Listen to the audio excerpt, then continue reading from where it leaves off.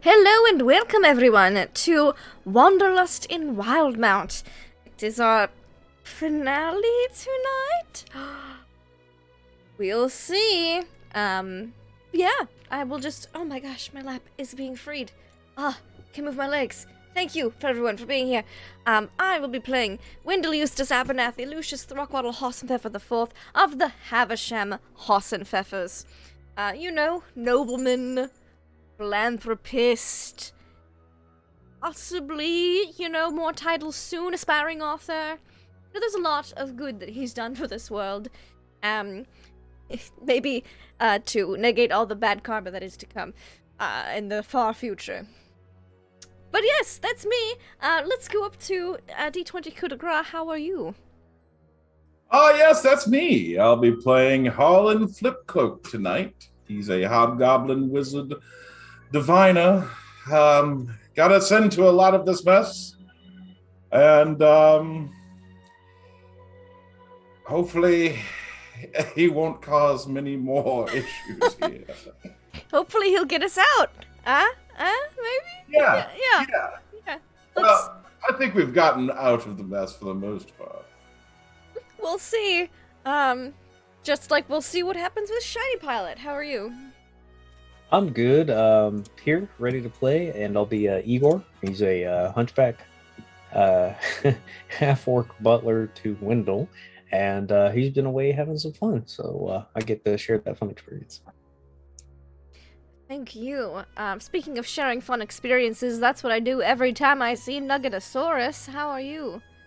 I'm doing great, and you should definitely come see me sometime soon, or I should come see you. I don't know. We should see each other. Hi, I'm Nuggetosaurus. I'm playing Wintress Gilseen, the... Shit, what is she? Drake Warden Ranger. That's what she is. I haven't played her very long, but I love her. She is Chaos Incarnate, and I am very excited to see where she's going to end up at the end of this, so... Indeed. I feel like shit, what is she? Is something that producer Trav might say in any given session. How are you? There you go. You saved the best for last. Thank you, Wendy. Hi, producer Trav here. I've said all these things and more. Say there, I'm playing Lamont Quinlan, who is crazy, and he's exactly the kind of overblown, grimdark, self-serious rogue that DMs hate, and many YouTube videos have been made decrying all the horrible things that are wrong with this class, and it's my favorite. And I did it this time, and I do it again. And I can sleep well knowing I've split the party over and over and over again. Oh, same. Thank you, Love, Frank. Love splitting the party. All good groups should do split it all the party. again if I had to. Someone who may or may not do it all again if they had to, our Dungeon Master, Deception Check. How are you?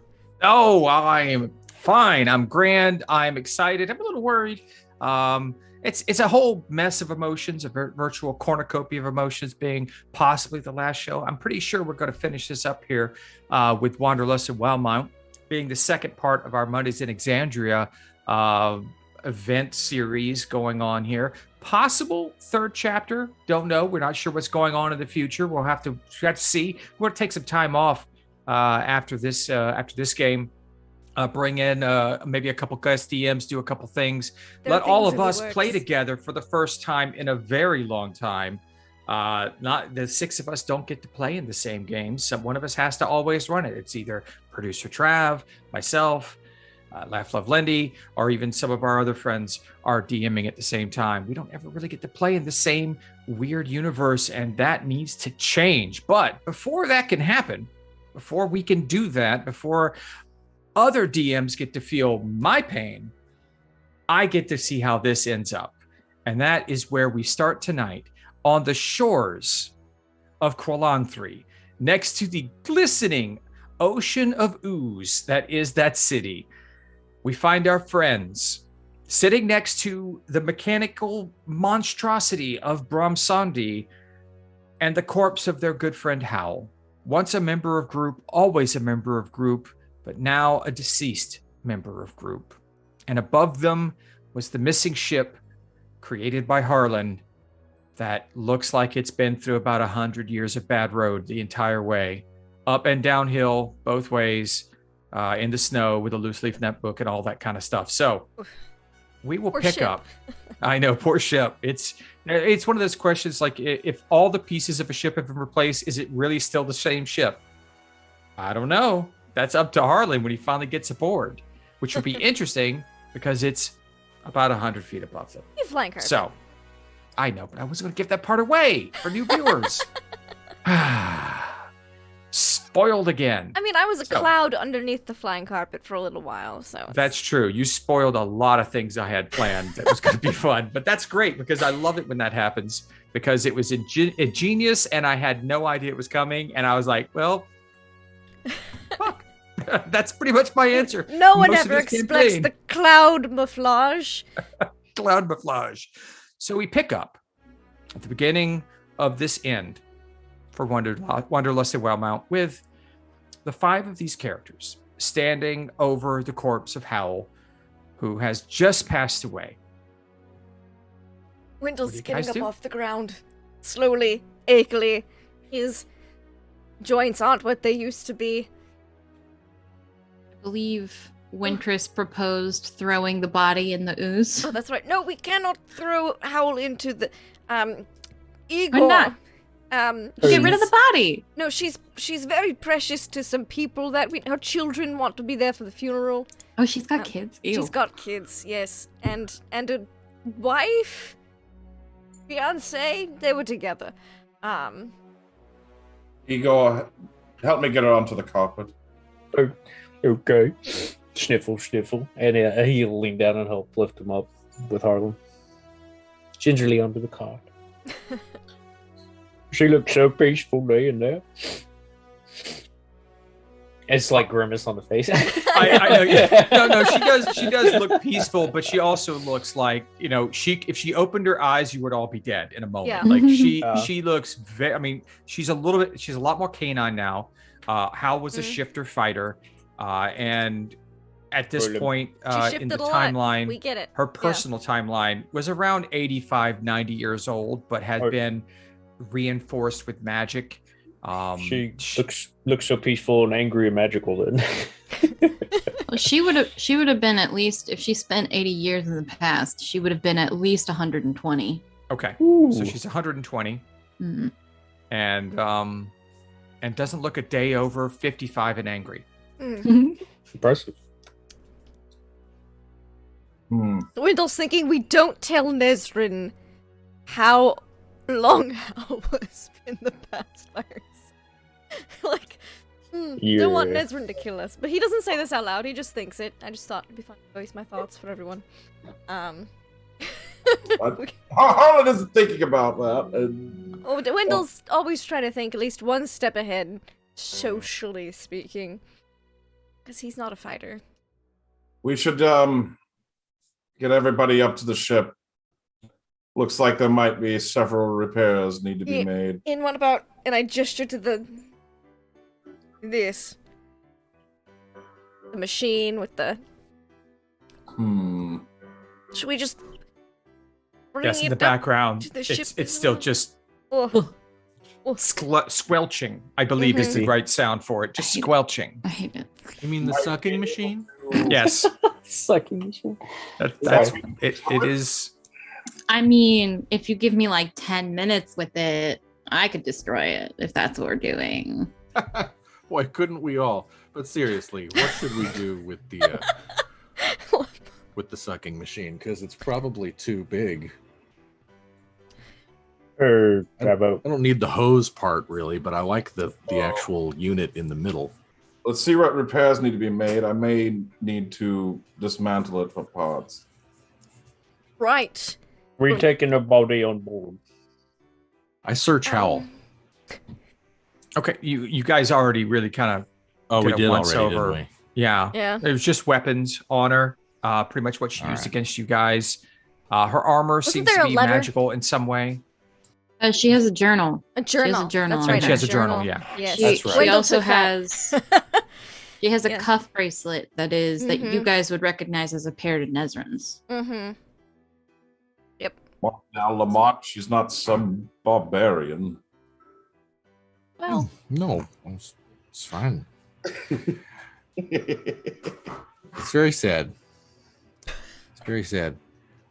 Jeez. Can I look at the journal? Where's the? I think we should look at. If we look at this journal, we should look at it after determining what things need to be fixed or repaired. There are other things to do right now, Lamont, than to sit and read a journal. How come you don't want me to read the journal, Wendell? I have a journal you can read.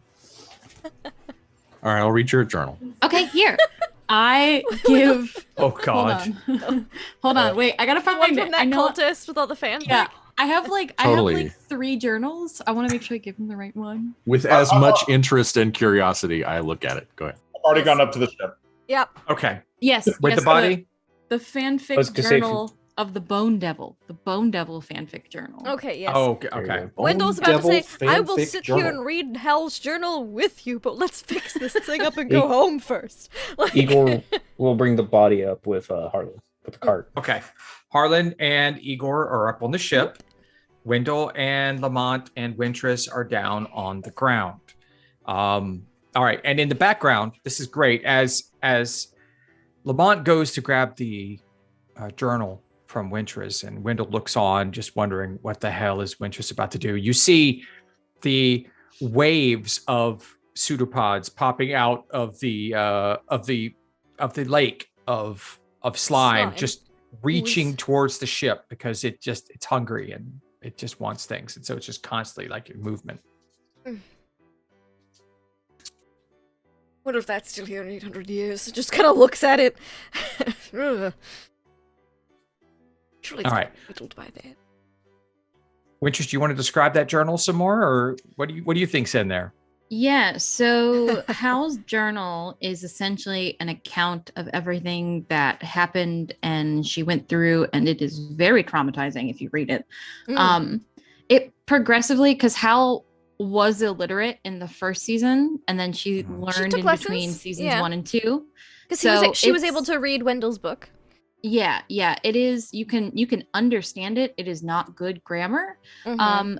However, as you read it, it does slowly progress until the end, where it's very not eloquent, because Hal's not an eloquent person, but it is very understandable and clear thoughts and things like that. So I'd like to imagine, and you can correct me if I'm wrong, but I'd like to think that as Hal got to the point where, like, right before she came back to find you guys at this time, that it was much more eloquent and it was much more deep thought, like something she could never say herself, but in writing she was much more expressive. I don't know, that was my image. No, I think I would agree with that, because I think as she gets closer to that time when she knows she's going to be meeting up with group again, I think she kind of realizes that Nezrin might be reading this.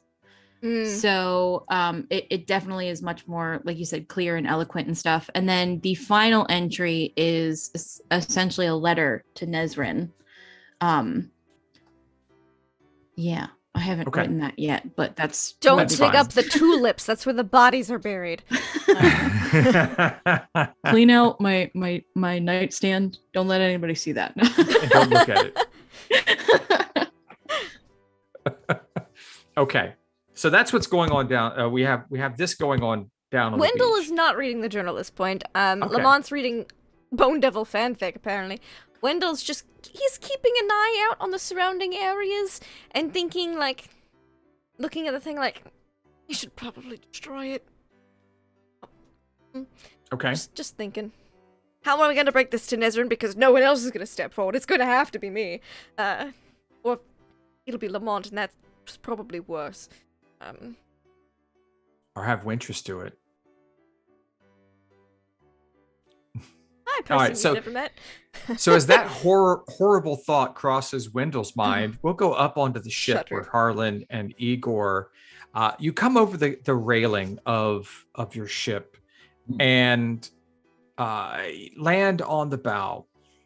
You notice that nothing looks the way it did before. There are other gadgets attached. There are metallic pieces.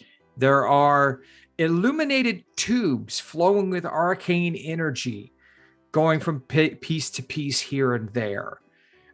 There are different types, like the glass of the command area, the captain's flight deck almost of your ship it's a material you've never seen before. It's clear, but it's harder than glass. It doesn't have the same consistency. It looks like it's stronger and much more resilient to damage. You just see all these little bits and bobbles. The entire balloon looks to have been replaced. You don't know how many times. It is held on now instead of ropes. It's held on by a flexible metallic substance of cording that seems to be much stronger than what you had before. It's not your ship, but it is your ship. Whew. Well, I suppose we should check out the controls. Where do you want me to put the body? Just leave her here for now. Okay. We'll find a proper place in a moment. Sorry, Ambara. He just pushes this aside. Ambara? Oh, no. Ambara, sorry. Ah. I was thinking Ambara. How's just on the carpet? We'll just leave the carpet on there on the bow. We're good there. Sounds good. But he will ask. I think he would know this. Does Igor know how to read? More like on a 5th grade level. At least that's how I imagine him in my head. Like he went to butler school, but he never really got super good at reading. He got good at doing He can read grocery lists. Very basic instructions on how to tend to the house. No, and things. no complex words. That's I'd be like, I don't know that. I don't know. A list is what we need, or is what he's going to bring you to, and it's probably going to be full of complex words. But you probably know what you're saying. He just wants to take Igor to. He wants to take Igor to the control, and ask him to read a checklist of, or what normally would be a checklist of his. Your pre-flight. I was gonna say if it's pre-start Pre-flight checks. checklist, yeah. Then Igor will do that. Time systems or whatever. Okay. Yeah. All right, Igor's going to do that, but he will be very slowly and probably very heavily mispronouncing some of the bigger words. He's going to be xenophilater, and it sounds like nothing like what it is. No. Well, the thing is, he probably knows the list pretty much in his head already. He just wants confirmation. Double to make checking. sure he. Yeah. Collective. Oh, that's good. Thank you. Hey. All right, you go in and you find that there's a really comfortable like captain's chair there, and there's several like screens that seem to be magically connected to sending spells that have been attached to certain points of the ship. So you don't actually have to stand there and look. There is a position where you could manually guide it. But there's also this nice comfortable chair that is like suspended. It is separate from any movement of the ship, and that you can sit there and control the ship fully and see all aspects of the ship. Oh my. I'll pimp your ride. Yep. Yeah, sure. Got the fuzzy dice dangling. You literally see like a plaque on the side of the time machine just saying, "You're welcome, Harlan." Oh, I see. I see. Well, if you hadn't kicked it in the first place, we wouldn't have gotten it. Never mind. Right. And right next, you see there's like an arrow going straight down in like this magically glowing paint to a dent the size of Hal's boot in the side of the machine. And she goes, and like you just see right next to it written in like paint in very bad writing. This is early Hal. What the fuck did I break? Question mark, exclamation point. That's right, because didn't you roll like a nat 1 to break it? Yeah. I rolled a nat 20. Oh, yeah. No. Yeah. She rolled well, and then I rolled a very low percentile dice, meaning the ship was never going to fly through time again unless Harlan could fix it. Yep. Well, obviously, you knocked out one of the time bearings. Obviously. Yeah. Obviously. Well, all that needs to do is be replaced. Is that important? Roll me a D100, Harlan. Let's see if there's a time bearing somewhere in the general vicinity. 92.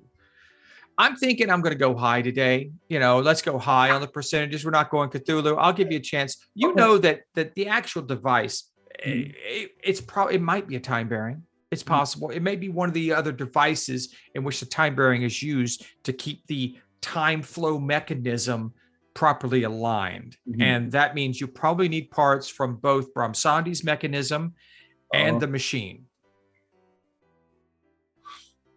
Okay. All right. Well, then. Make a parts list. Yeah. Yeah. Can you write, Igor? A little bit. All right. Well, what I'm going to need is a Lumsaplex Delta 258. He was looking for something to write on. He's like, can Igor find like a piece of like scrap something and just start scribbling on it? There's things here. You know what they are.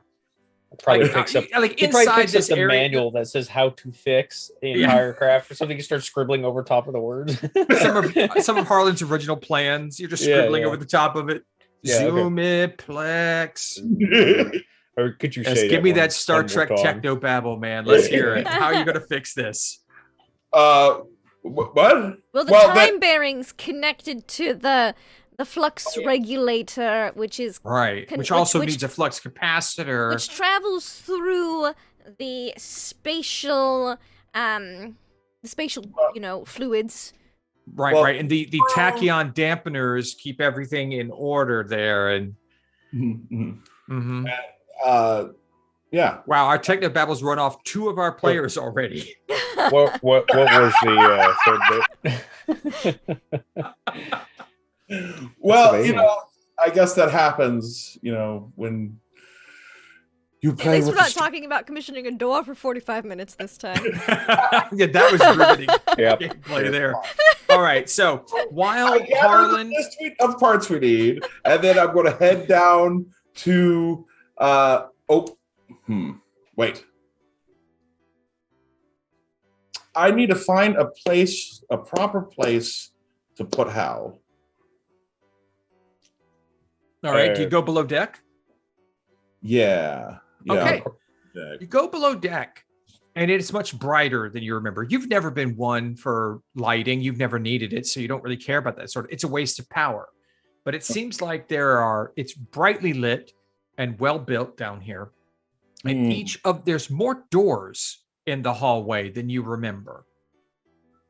But ahead, after a row of 3 doors on each side, there is an open archway that leads into what is basically your storage area under the deck of the ship.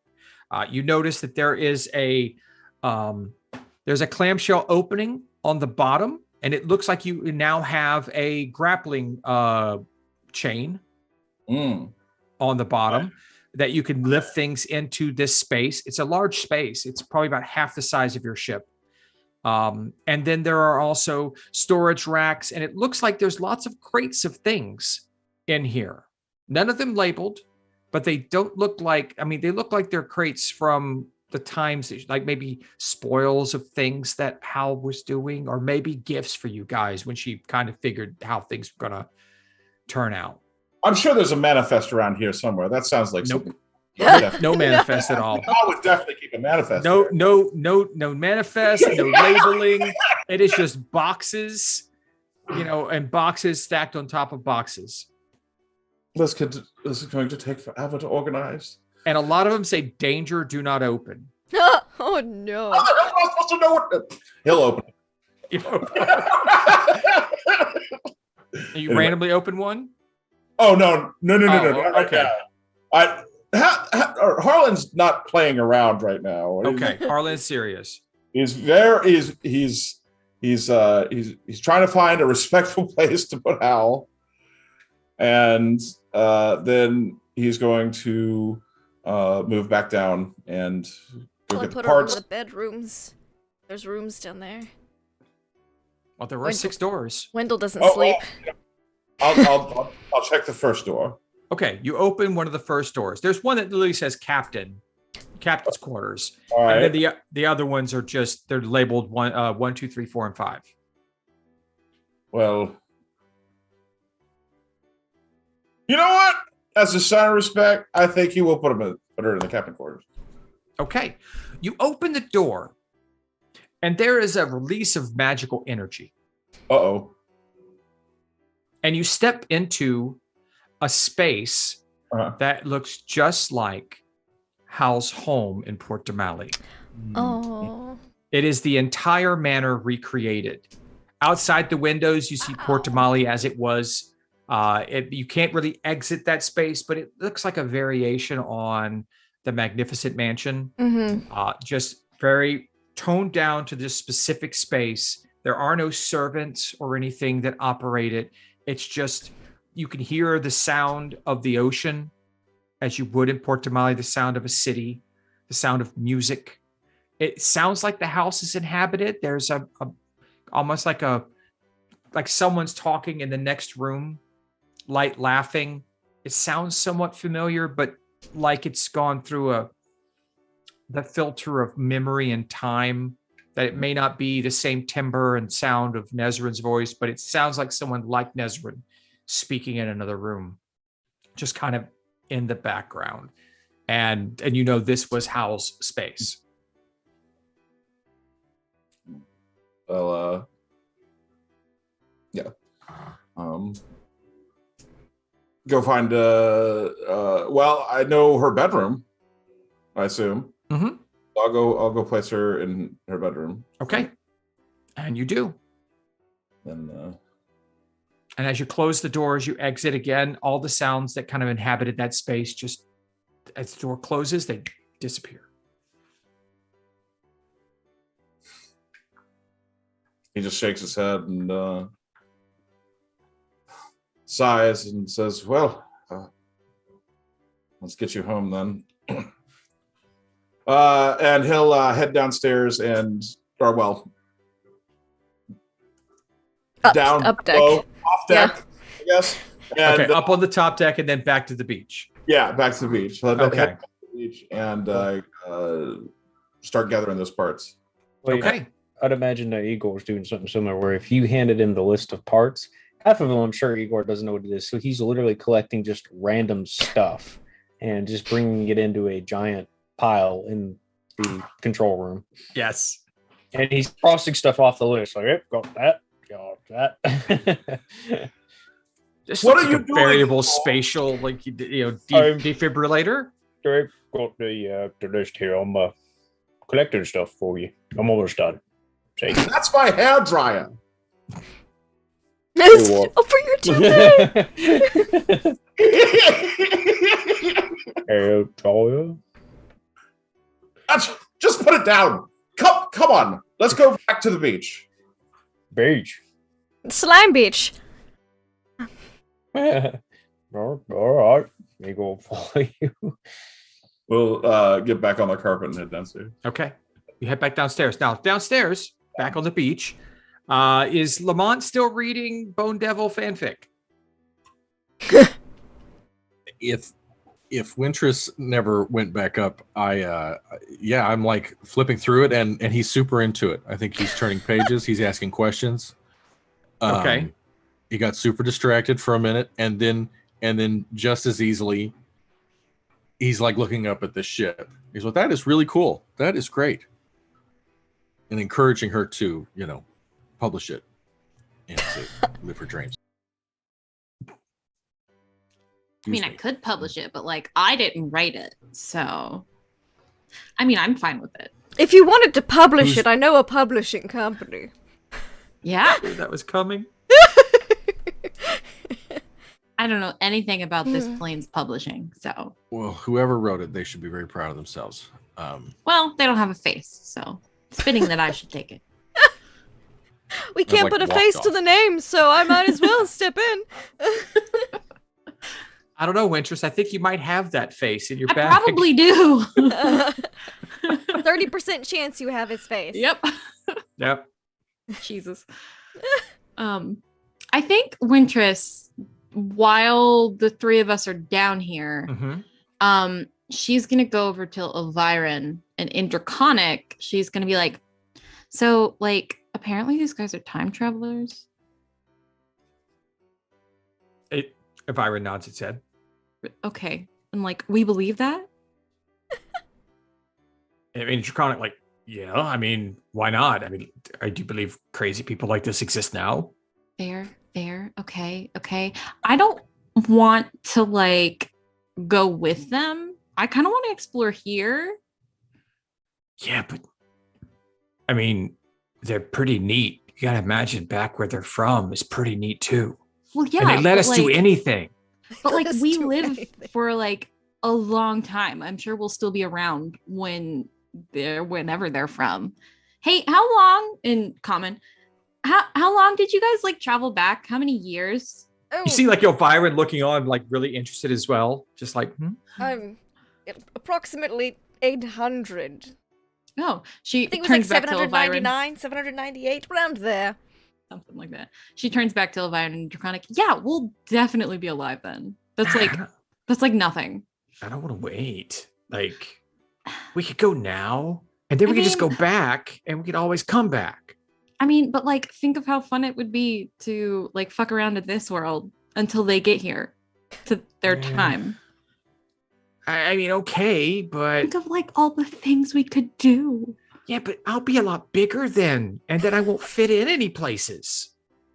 You're a dragon. You'll fit in everywhere. Dragons are cool. I don't like human form. It's so annoying. Well, you don't have It's only to. 2 legs. I mean, Listen, okay. why? That's fair. 2 legs kind of suck. Like So- balancing. I mean, and then I can't use my wings. I don't get wings when I have 2 legs. Like I lose 4 Yeah. appendages. Okay, well, how about this? How about we spend a couple years like fucking around on the material plane, and then we go back to the Feywild, and like it'd be like our time, you know? And then you'd still be the same when we go back to the material plane when they get back. And we can be like, hey, how you doing? We've been along way longer than you have. Been alive way longer than you have. And I have all this power and influence, and I'm gonna fuck around with your shit. Okay. Yes. Okay. That would be fine. Right? But think about it. We could go forward to their time and then come back and be like, yo, we're like so much younger and we're going to live so much longer than the rest of you Fey people because we've already done this and been there. You know, we skipped ahead. I mean, I'll be the ancientest of dragons. Wrong. You're not wrong. I mean, come on. Mm. And if we get into a lot of trouble, we can just always come back to now and be like, I don't know who did that. That's very true. Who the fuck are you talking about? I don't know who you're talking about. I didn't do anything. Like that's like Yeah, 800 something years in the future. I couldn't have done that. Yeah, no, let's do that. That's a good No. plan. Okay, you sure? That's a good I point. mean, Until you 'cause cycle look, back look, around. I mean, because like you're like the best at making the crazy plans, and I always love what you do. So I don't want to hamstring you here or anything. Okay? No. I think it's great. I think we'll go back with them and we'll Okay. fuck around for a while. And then if we don't like it, we can come back. Okay, because I mean, honestly, the next 800 years don't sound like a whole bunch of fun. It's just like a Yeah. whole bunch of humans fighting each other all the time. Like the Oh, that fun does sound stuff pretty was back boring. then, not now. That's true. It's very true. Okay, Yeah, let's go with them. Okay. high five. Yeah. All right.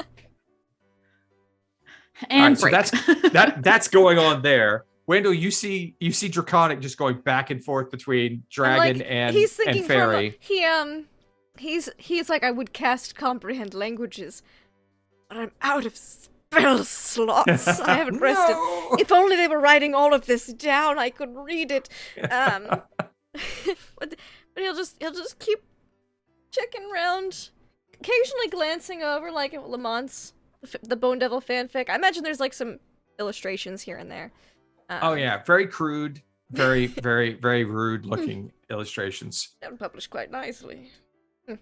I mean, yeah, you could publish those. They're all line work, so Yeah.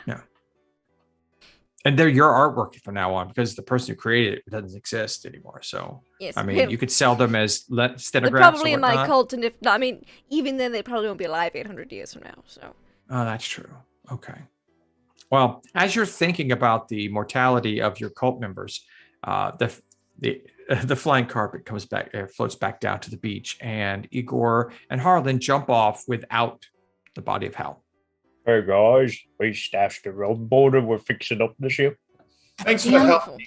Lamont, I need your help. I thought when you said you threw in the air, ooze.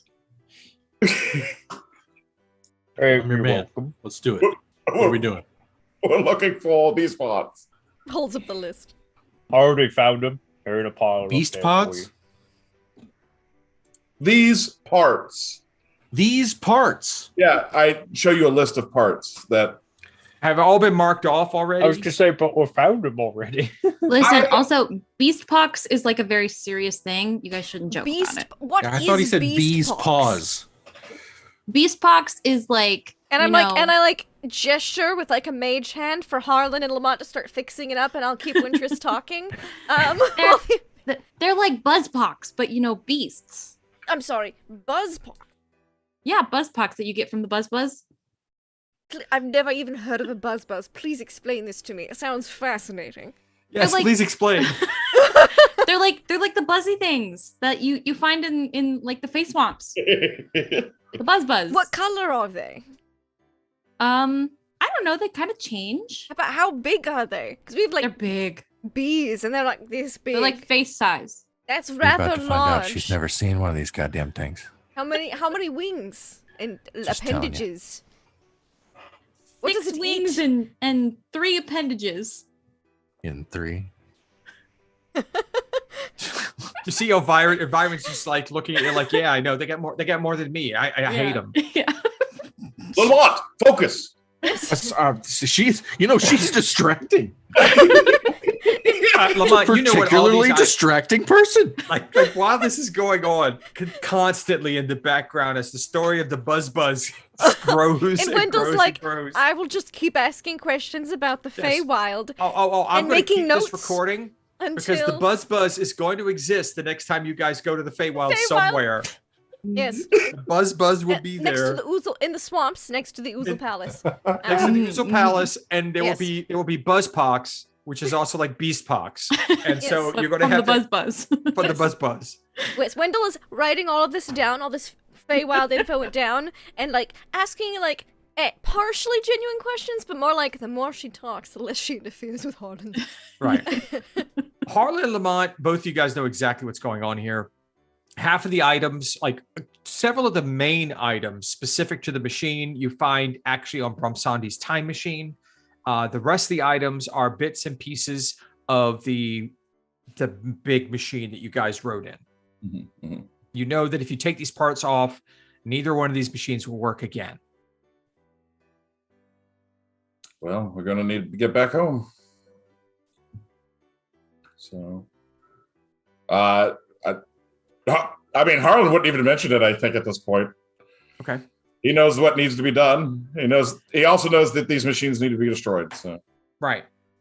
But you're also going through the umbilicus to the okay. to the pearl, to the bauble, Mhm. because that's where the time machine is still located. And then you're coming back out into the machine. And so what do you guys do about the bauble? What are we going to do about the bauble, Harlan? Let's see. Well, okay, the time machine inside's never going to work again, unless Well, I mean, they rip the parts out of my ship and put them back into here. yes. Right, I was just about to say that. Go on. So, what are we going to do with the bauble?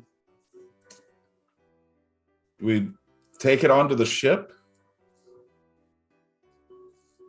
How do we just? We have to destroy it. I mean, it's just too dangerous not to just put in a box and forget about it. Like I lose things all the time.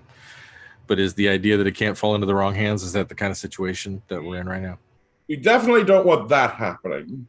But I imagine recall evil orb of evil cultists going on archaeological expeditions to Oh, find right, they pieces like this across thing, the okay. world. Yeah. Could we dissolve it in an acid? I don't think so. It Think about that, did you? has survived inside that thing for. Oh, right. It was already in corrosive acid that was alive, right? Shit. Didn't think about Yeah, that. maybe throw it into a volcano, but I don't even know if that would destroy it. Volcano. Shoot it into space. possible it could be found again. You could tell Igor it's lunch. I mean, could do I'm that. having some fun with you. I think, Oh my. I think that could hurt him. We better not do that. No? Oh, okay. Although it was funny joke, I believe that's what you call it. Thank you, Harlan. Thank you. And that's why we're going to make such good partners when I'm your sidekick. Partners and sidekick are different. I suppose that's true. We'll have a unique side partner relationship, sort of a part kick, a kickner, a part side kick person, agent liaison relationship, where you and I will reconnoiter. We will reconnoiter through portals in an decentralized networking scheme, whereby I prowl the night for to halt the anyone preying on the blood of the innocent. You know about this. You are what's called the guy in the chair. Basically, this means that you will make awesome stuff for us to use, like we're doing right now, like how well this is going. Like we're about to crack this whole bobble thing any minute now. My point is, Harlan, I'd like you to I'm take the a button man. temporary -2 to intelligence after this conversation. Imagine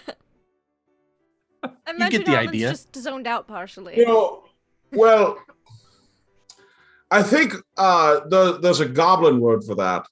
It's just called being friends.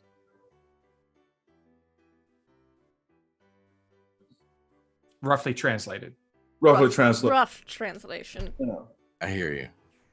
There's I a lot hear of you. screeching and gargling and like a couple guttural sounds in the undercommon version, but yeah. Goblin doesn't have any word for friend. Yeah. I said rough translation. It's more like person owned by me that does what I tell them to do. That's roughly translated to What's it owned? friend. No, the goblin. What's In that? goblin. Oh, the Goblin goblin. does. Oh. It's Unless the you goblin speak version. goblin, you wouldn't know. I don't speak Yeah. goblin, so I wouldn't know. No. So That's when why he I says said it's roughly goblin for translated. friend, it's like, that's, rough. Rough translation. Rough translation. Rough translation.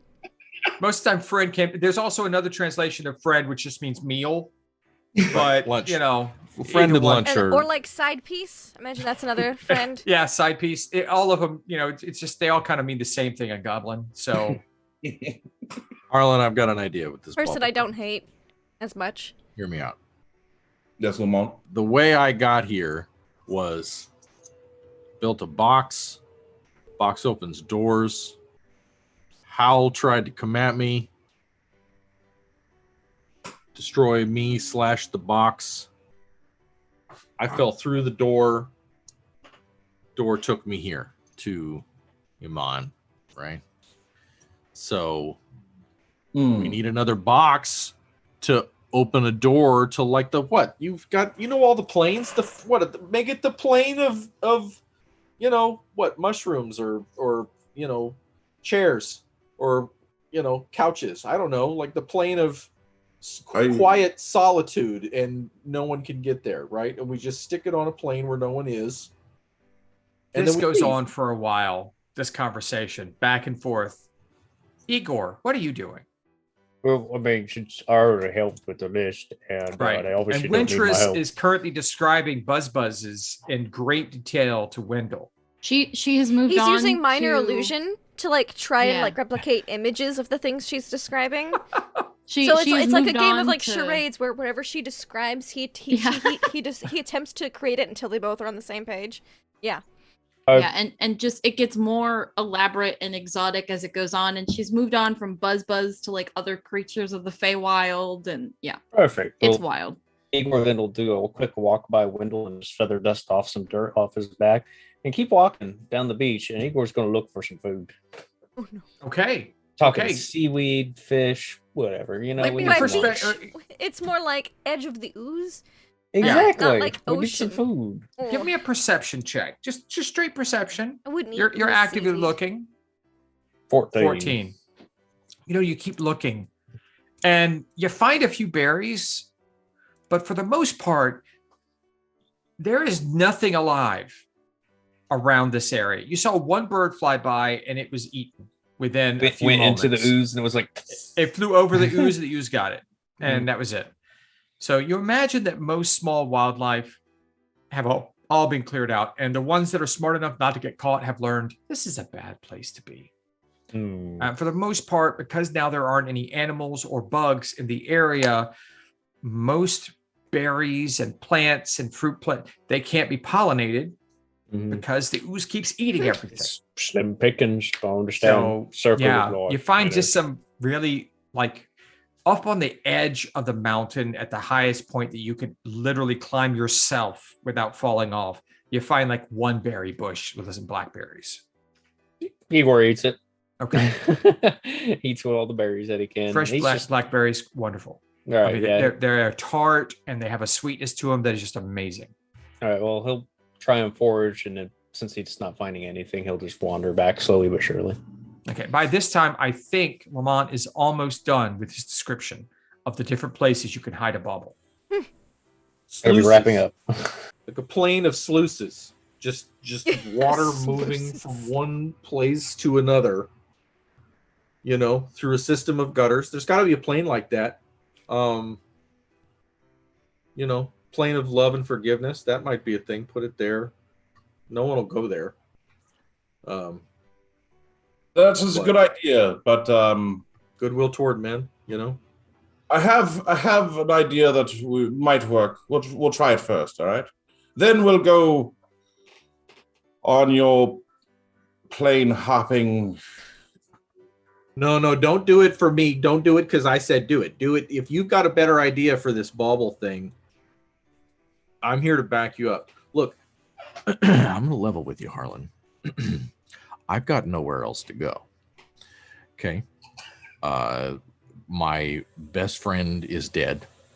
And I'm concerned that if I don't get a hobby or if I don't buddy up, I'm going to destroy Wendell's pyramid scheme of soul destroying. Somehow he's up to something, and I'm concerned that if I get bored, I'm going to work that case. And I just don't think it's good for anybody, really. Whatever he's doing clearly is working for him, and I suspect something underhanded. And if I explore it, I may have to destroy him. So I just think that I shouldn't destroy another person who's saved my life multiple times, which don't let him hear me say that. And okay, so he has count in his journal. How many times exactly that's been? You've told me. I believe he's told him that multiple times.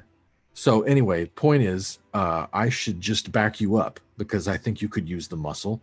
I'm overqualified to back somebody up. I'm dripping with weaponry, for Pete's sake, from head to toe. I'm a silent, killer. You're trying too hard. I'm all amped up from that fight. Well, do you think that you need to, give me your resume or something? I have a CV. I don't need that. I know you well enough. I know you better than perhaps you even know yourself. Can Igor walk up and go? Yes. Oh, guys, I see a ship. Ah! Oh, Hey. Hey. Oh my God! Very I did not strange. know you were standing there. Whew. How long have you been there? You've been there the whole time? I just walked up. Oh my God! How's it going? You notice now, as Igor is talking, the sun is starting to set close to one of the mountains. It gets dark in the valley relatively early in days because of the deepness of the valley and the height. Of all the Perfect. Yeah, mountains. I mean, yeah, cool. Awesome, fine. So you see long shadows crossing across the pond of ooze towards you, and it should be dark relatively quickly. I think it is time we finish what we're doing here. You need my help, Harlan? Can I you can help you. Can you carry these things? Don't drop them. Oh, yes. Very well. I hand him a few of the heavier items. Okay. Igor He handles them fine, perfectly. As he walks off, I'm like, "Whew, did you hear that? What a kiss ass. Laying it on a little thick there. Igor, my God. Oh, He's yeah. going to break his neck diving at your luggage. Anyway. Yes, that's so true there. All right, Wintress, you have described pretty much all of the fauna in the Feywild to Wendell now, all associated with their connectedness to the Buzz. What do you do now?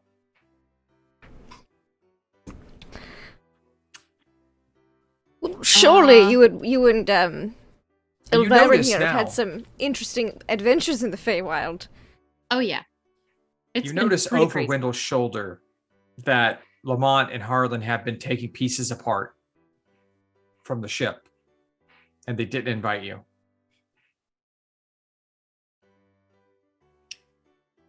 They're tearing things apart, and they didn't invite me. I'm offended. Okay. She says that out loud to She to doesn't. Wendell. She goes, Okay, sorry, okay. I think Wendell goes, good heavens, were they really? I thought they were just jabbering, confessing their love to each other. That's so rude. Like, I and want to then tear things he'll- apart. Telepathically tell Harlan, do you have everything you need? Nod once, if so. Why don't, while they're tearing up those little things, why don't we tear apart that ship? Yes, absolutely. And we won't invite them. Yeah. Hell yeah. All right, then. He's like, What? there we go. You guys fix the ship. Yeah. Yep. So Winters and Wendell start destroying the other ship. Okay. All right. The Grand Mechanus of Bromsandi is being dismantled as Wendell we has the speak. papers. As well as the only way you know to getting into the bauble, where the remains of the time machine have not yet been destroyed, but are sitting inside the bauble. I think is the portal still open? No, the bauble has to be connected to the. Okay, because I know they had it connected to get parts in and out. So. But I imagine they disconnected it so that it wasn't open the whole time. I think that we probably have the bauble with us at this point. Wendell's got it in a pocket universe right now. Wendell did. When he went conscious, it would have popped out, and then Harlan picked it up. So. Yeah, we'll go back up the ship and just start getting to work. Okay.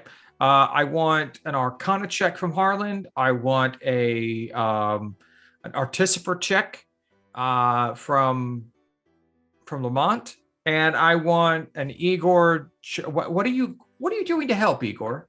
Well, I mean, just brute strength and whatever needs brute strength. And if something needs ripping, all I'll right. rip So it. when things need I mean, broken or I think Wendell's like, I want the mouthy piece. I think it'd make a great scarf. We should carefully disassemble that piece. Okay, so Igor's staying down and helping Wintress and Wendell. Okay, there we go. Yeah. I thought Igor went up with to carry the heavy stuff for Harlan and to. Well, I figured he'd lift that stuff up there to maybe come back and help. It's up to you, man. It's whatever you guys need Igor for. Igor's Well, just I mean, there's plenty of shielding that needs to be removed. Well, if you guys rip stuff off, Igor can just start carrying it up. So just make Igor like the conveyor of stuff. He's your pack mule. There you go. Back and forth. Okay, so we're gonna do a quick skill check for the repairing of the ship. So, Harlan, what are you doing to fix this mess? All right. I'm being extra careful Okay. not to mess with any of the new systems. Okay. If I need to bypass things, I'll work on that. You notice that none of the new systems have been connected to the time machine because it has not been operated once in that time. Okay. Lamont, why are you rolling an intelligence save? I don't know. I can't remember what my artificer thing is. It'd be an intelligence check Don't you have plus artificer's proficiency. tools on your sheet? It would be a D20 plus your proficiency bonus plus your intelligence bonus. I don't know how much more of a chance you're going to get to learn Lamont, man. 15. Okay, so your How dare you? I've done this like 3 times. Go ahead. So I think proficiency bonus is 3 right now for you guys. Yes. Okay, and your intelligence bonus is 3, I think. okay. So 15 would be your artificery check. Actually, you rolled a 19. Oh, yeah. Harlan points out a problem in what you were doing. We'll get to your description and how Harlan helps you in just a moment. But Harlan, tell me what you're doing. All right. Okay, so there's nothing I need to bypass. So yeah, I pull open the cabinet or unscrew the Plate. The plate. Yeah, that's the word I was looking for. Okay. That Hal dented, and inside there's lots of machinery. Time And bearings. pull out some, and then I have to find a gear or a wheel that needs bearing, and one of the bearings had fallen out, and it looks completely mangled. And I find the replacement, put it in there, and Okay, roll me your Arcana check. Let's see how successful this is. All right. We already know Lamont got a 19. Okay, 22. Now, Lamont, while Harlan is currently in the guts of his time machine, pulling out broken tooth gears and pushing in time bearings where there need to be, and tossing out flux capacitors left and right, what is it that you're doing to assist him?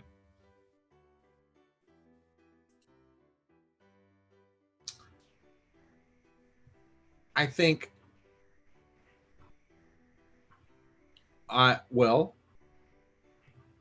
think I'm doing the same thing until, like, my artificer thing was that there was sort of,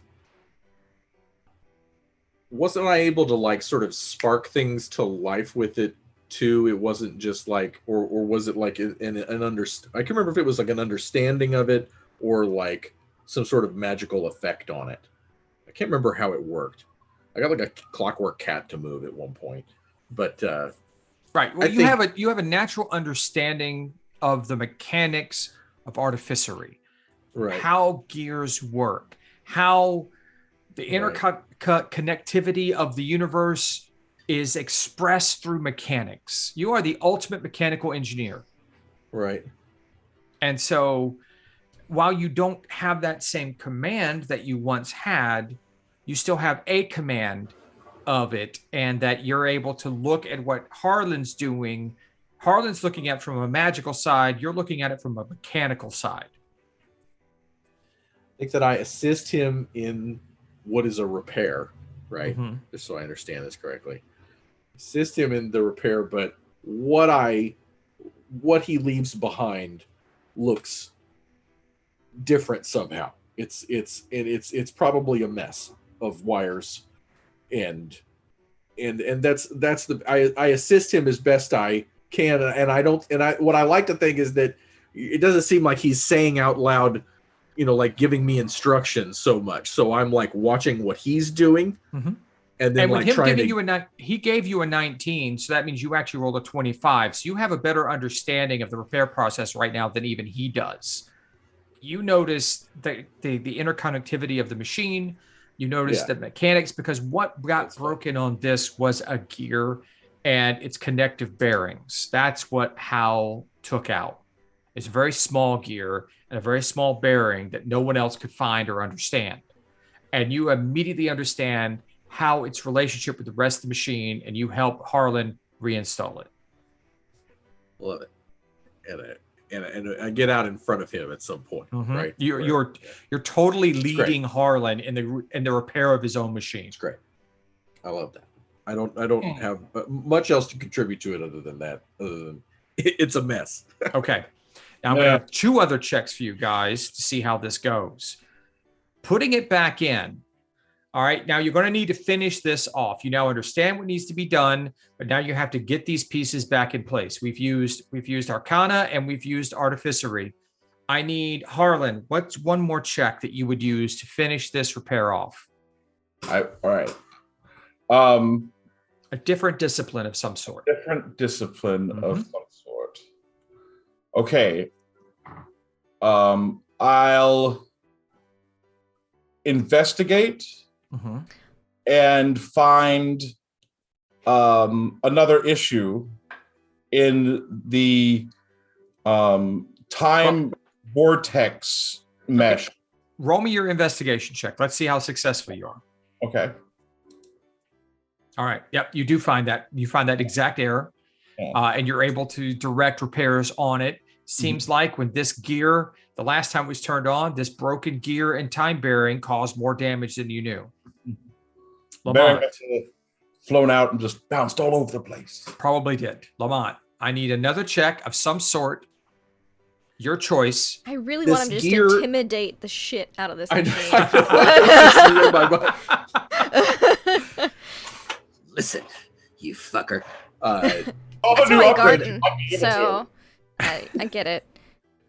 This precious part, Howl just ripped it out. She broke it. She kicked it. No. Hal kicked it, and when she kicked it, the force of the kick caused these very delicate pieces to go out of whack. So when it was turned on the next time, they just shattered almost out of place. I want to repair that, but I would like to think that whatever I make to replace it is very fragile and requires me going like at least like MacGyvering something out of like, bits. Okay. So what check would you like to roll? Dexterity. Okay. Just you want to do a dexterity save? Do you want to use some like a sleight of hand? Maybe you're very good at sleight of hand as a thieves' tools. Maybe a thieves' tool check where you Maybe have proficiency. I have to use my thieves' tools. Yes. Okay. Did you just use bubblegum to repair my ship? Yes, it's not actually bubblegum. It's like a bubble sorghum. Yeah. So present. It's really just comes right out of a tree. It's more of a paste, really. I have a tin of it that I keep on me at all times. I put it under tables at restaurants. They hate it. Okay. I don't have thieves' tools like on my sheet. Okay. Roll a d20. Roll a d20. Okay, you just sleight of hand. Wow, you're not proficient. But see, you're proficient in thieves' tools. So we'll take that roll, unless Harlan has a better roll to add in there. Okay. Harlan can reroll my dice. So you'll have that. We're gonna add in your proficiency. Can I go over and help him? No. This is individual skill checks here. So that's a 14. Yeah. What are your expertises? Because you should be expertised in at least 2 skills. I know one of them is intimidation. But what's your other expertise? Episode, ladies and gentlemen. I have to go on D&D Beyond. Because I'm like, you're supposed to be really good at some of this stuff. I know. Intimidation was definitely one of them. Once again, this is a ritual we do on Monday nights where we head into D&D Beyond. And we look at Travis's character sheet. And we look at Travis's character sheet and try to figure out his character. Yeah.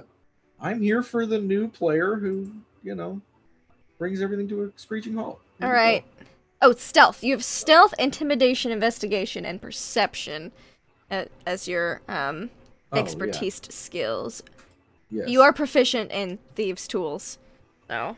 Okay, so you got a 14, which is not successful enough. Oh, no. So there is just one failure, but you already have 3 successes, so it won't matter. Broke it. The repair you plan to make didn't go quite the way you wanted to, but it accidentally ended up working in your favor as it did not quite break the machine even further. So Harlan and Lamont, okay, that's freaking me out.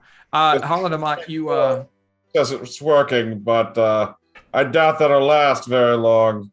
Wherever we go to, there better be more parts. Yeah, there is a hum. The gum will melt. Of power that comes from the time machine that you haven't heard since the first time you turned it on. I haven't heard since when you jumped to this time in the first place. He just huge smile on Harlan as soon as he hears it. All right. We've done it. And he'll pat Lamont on the shoulder. Excellent. Grease lightning. Nice job. Back on the beach. Lightning. Igor, Wintress, and Wendell are currently dismantling this previous machine. Wendell doesn't pray, but if he did, he'd be like, please, Harlan and Lamont. Please. I don't know how much more I can take. What are you, Wintress? You're leading this destruction. Like, how are you going about it? What are you and Elviren doing? I think Elviren is using her claws and shit to like just shred the metal. Okay. What am I using? Let's see. Wendell has extracted and whatever it was attached to, and it's wrapped around, draped around him like a scarf. Oh god! And like it's the still world's most still pulsing. disconcerting scarf. Yes, and I imagine there's like a box on the end of it that's not small.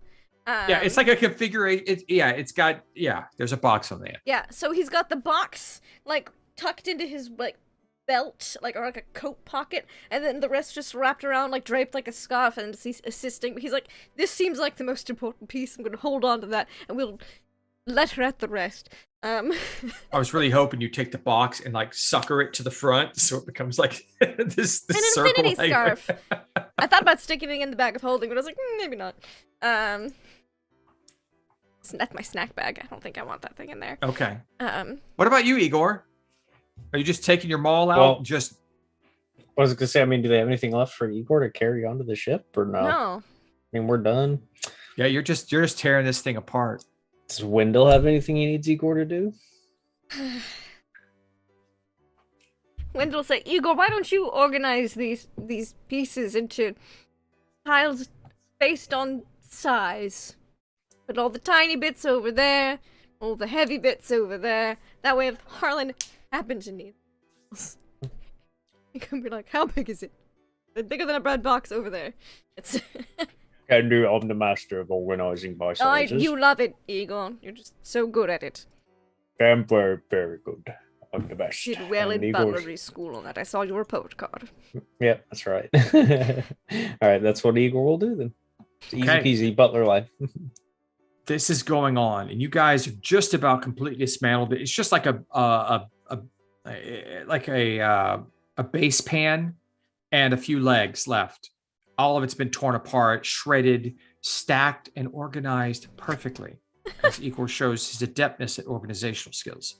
Go ahead. No, I was gonna say Wintress sees this clean pile, and she looks at Igor. You might want to back up, and she's gonna cast spike growth on it to kind of like explode it and make it not nice and neat. Okay. What? You're ruining my perfect hugged out air. Igor, you look up, and you back up, and then you see Wintress chant a few words, this magical sort of voice that she has when she's making a spell, and you just see these long, like gnarly thorns just spring up from the beach out of nowhere, and it just shoots metal everywhere. Half of it goes into the ooze, and it all lands on top, and then it just starts sinking in slowly. What There we was go. that? That's how you destroy something, Igor. You don't put it in a neat little pile.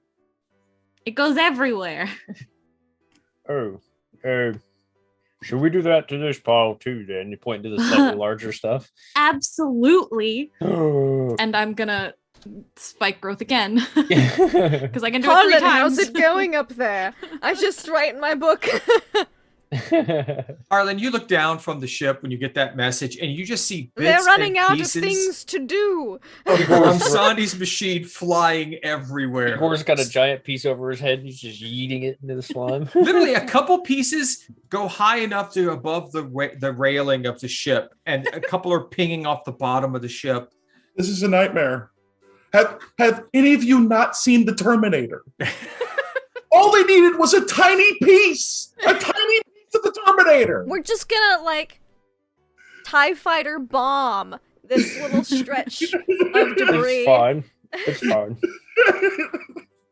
And so as the sky rains metal, Wendell and Wintress, you both feel this release of magical energy, a pulse from above you. And that's about the time when Harlan messages that it works. Like everybody gets Wonderful. messaged? No, I think Harlan messages or well, it might yellow. Or how do you let everybody know, Harlan? Lamont, can you activate the PA system? I capped it. Hello? Is this working? Hello? Speaking to Right in the flip book. it over and speak into that You part. don't can hear hear you. anything down here, but no. it echoes across the entire valley below you guys. Oh, everyone hears you. I just write in my book, so Harlan gets that in his head. Oh, good. Lamont, it's working. The ship has been repaired. I think we'll be ready to move soon. Wonderful. Ideas on... Well, the machine is in a lot of pieces spread over this 60-foot radius. Questions, comments? I have concerns. Can we keep throwing stuff overboard? No, Evil, you're done throwing things for today. Well, I have an idea. I think it's time that you come aboard the ship. Could you send the carpet? Oh, of course. Yeah, Wendell's like, I need to rest. I can't fly. I can't cloud again at the moment. Wintress and Elviron just fly up. Yeah. Okay, yep. They're up. You're on the deck. You've already been up there once, so Igor That and just I will leaves join Igor and Wendell on the beach once alone. we get the carpet. Fly up. Okay, Harlan, how do you give them the carpet? Do you just like drop it over the edge, or do you fly down to pick up? Well, I always thought I could give it commands. Just be like, can you go down there and pick them up? Okay, it's not an automated carpet. That's all. I mean, it might activate a little bit like a Roomba occasionally, but that's on a set path. That's it. You know. Fine, I will make my own automated system. Sorry, I'm giving you a lot of leeway, but gosh darn it, that magic carpet doesn't fly on its own. Okay. All right, fine. I'll go pick them up then. Okay. All right. So everyone arrives back on the ship. You guys see all the changes and the differences my you weird described scarf. earlier. Yes. Yeah, with your weird, fleshy, pulsating scarf. And you see like the lights, the energies. Now that the time machine is working, you see a lot of the other energies are pulsing more.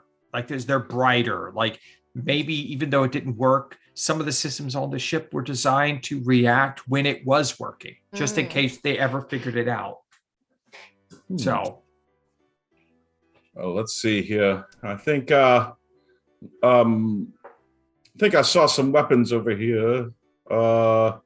Let's see, what could be used to destroy these things? all right, we're gonna have to roll a D100. High numbers count. What? A thermonuclear device? No. You know what? There may not be any weapons on this. Howl might have been the weapon on the ship. So Maybe. Let's roll see. me a D100. All right. Uh-oh. 44. What's that? We were going high tonight. Unfortunately, Yep. it seems like there may not be any actual weapon systems on there. You do have what looks to be like a ballista, like an automatic ballista on the front. But that's about it. Okay, well, that idea was bunk then. Let's see. How are we going to destroy these things?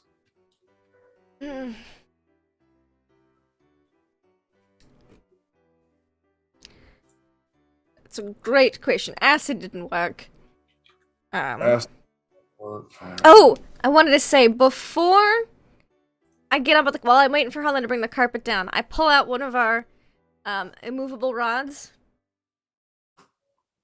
Okay. And I mage hand put it into the slime, like low to the ground, like in an inconspicuous place, and just click it into place. Like 30 feet in, around a corner. Okay. Yes. That So way, the if I ever ooze want to can- find it in the future, I can just locate object. Oh, Immovable rod, because Oh. it's a magical item, the ooze won't dissolve it. that's pretty neat. I like that idea. Okay. So if the ooze moves out and the city gets overgrown or whatever, I could still find it in the You future. know what? I'm gonna roll and see if it was ever found. I'm gonna. Okay. Hopefully it'll still Alright. be there and I can lead an expedition to find the lost city, and who knows, we'll see. Because no one else had apparently survived the expedition until us. No. I mean, So- well, it was found eventually in your time. Mm-hmm. That's how they figured it out. So, Well, eventually, but not by any of those guys that Gnome sent. yeah, that's true. So, no one who survived to write a book about it is what Wendell's thinking. He's like, Or survived an ooze. Possibly. Yeah, that's what I do. Just click it in there, and then a carpet takes us back up, and I'm like, yep. All right. Everyone's aboard. Well, then I think it's time to go. Right. Is everyone ready to leave? I have one more question. Could I have Megan Okay. a note of the stars and their positioning? Yes. That is not a problem because night is already falling. Yep. You could wait until it actually falls to a point where you could see some. You can't see all of them because there's still relatively a blue sky above you. Mm-hmm. Yeah. But you can indicate the position of the moons. You can indicate the position of a few brighter stars that are showing up at this Cool. time. That's what Wendell wants to do. He's like, Mhm. should we pick up some of those pieces and try to destroy them in the present? Future present? Should we just leave them scattered? Even with all the pieces there, they wouldn't be able to replicate the machine. They'd need more. I did take this piece. It seemed rather important. And disturbingly fashionable. And without the knowledge from the lab, when he holds up the ball, or there's little chance they'll come up with anything. I think time might do what we need. Let us hope so. And, We'll find a safe place for that. He looks at it like, so then you're coming with us? He'll look over at Wintress. Yeah. The All Wyvern right. shakes its head yes. Well, then welcome aboard. Don't lose your lunch. Oh, And, that's right. And Wendell, activate like, the goes, machine. sits down real quick and, like, Byron pats Lamont on the leg, and then Draconic says, I got mine. Winterest busts out laughing. Oh, goodness. Then, yeah. Activate the time machine to go back to our present. Okay. Now, this time machine has been recalibrated. Mhm. It is not exactly the same thing as you used the last time. So the same skills, you're going to have to roll. I also need to know exactly when you plan on coming back. Exactly when I plan on. Exactly when do you want to arrive back, and where do you want to arrive? Well, okay. How about my barn? Okay, in your Okay. barn, away from Port Not, Tamale. not in the barn, just above it. Okay, It's away from Amon, but all You know, right. I don't know if it's thunder distance away from Le Mans. Okay. So you're going to go back to Ramon. Wait. Yeah, we want to go to He doesn't want to break every window in Amon. He's asking if his barn is far enough away. Oh no, I understand. Yeah, the barn is more than far enough away. That's what you built there, and it's a large enough area of farmland that it's not going to be an issue. Mm-hmm. Okay, I thought you were going back somewhere else. That's fine. Okay, so when do you want to arrive? Oh, fuck. Yeah, you're right. We need to go back to Port de Mali. We do have a door we can use. In the inn, we just have to trek to Amon and go to the Grey Skull, then go through a door, then through another door, and pop out of a tavern in Port de Mali. So you're telling me we can travel through time, but you can't appear where you want to? That's stupid. We can. I'm just trying to decide where. We do have to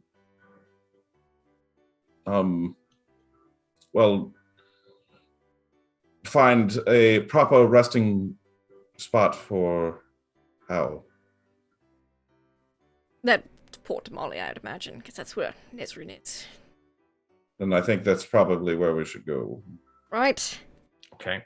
When? When? Okay.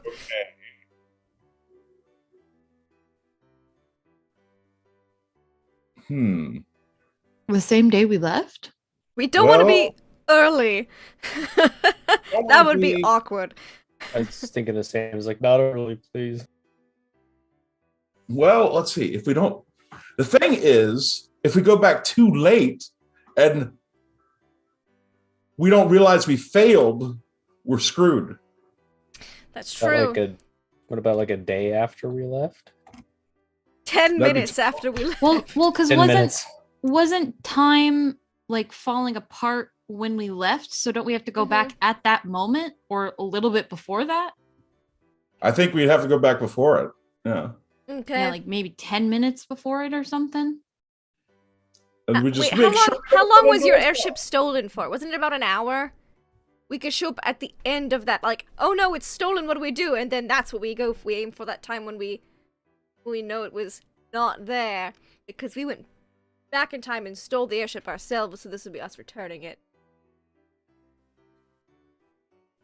Yay, time travel. Yay! Not confusing at all.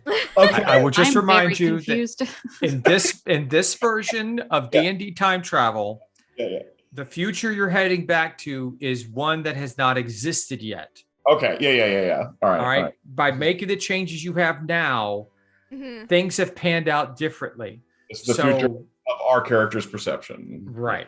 Okay. All right. The moment we left is the moment we should return. So it looks like we didn't leave at all. Says the Chaos Fairy Winters.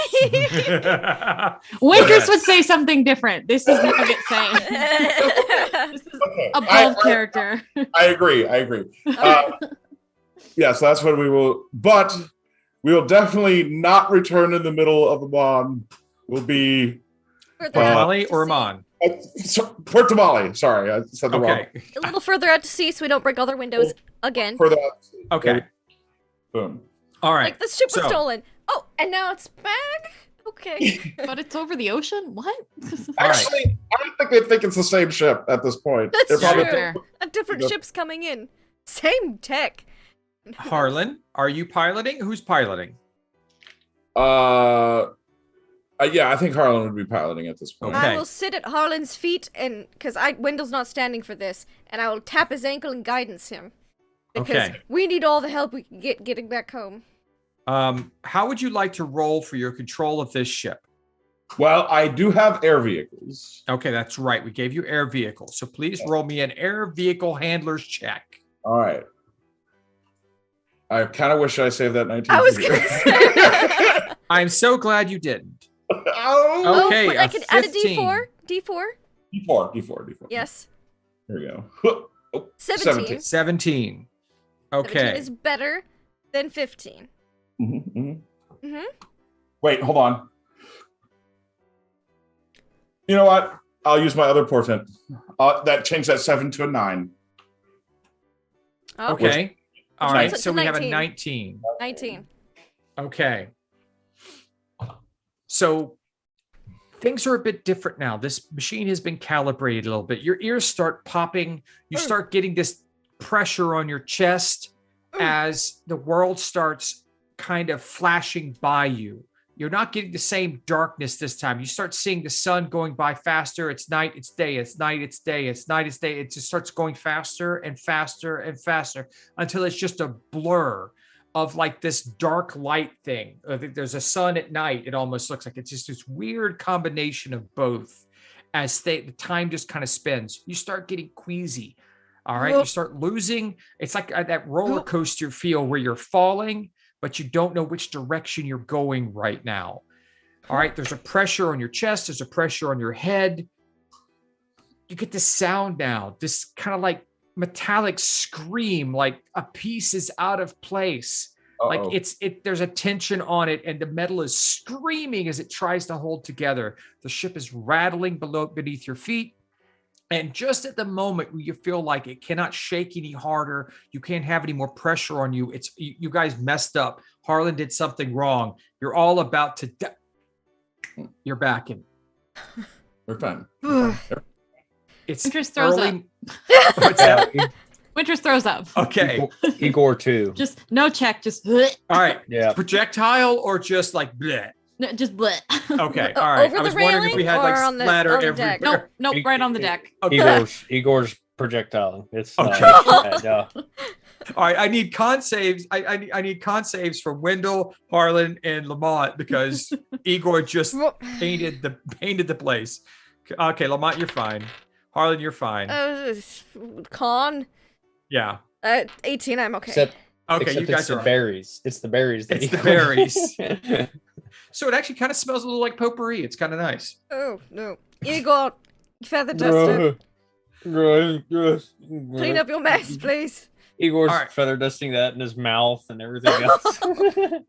You hear the sounds of seafowls, birds, and seagulls, and different local birds from the Port de Mali area that you've seen. The ocean is below you at like 500 feet.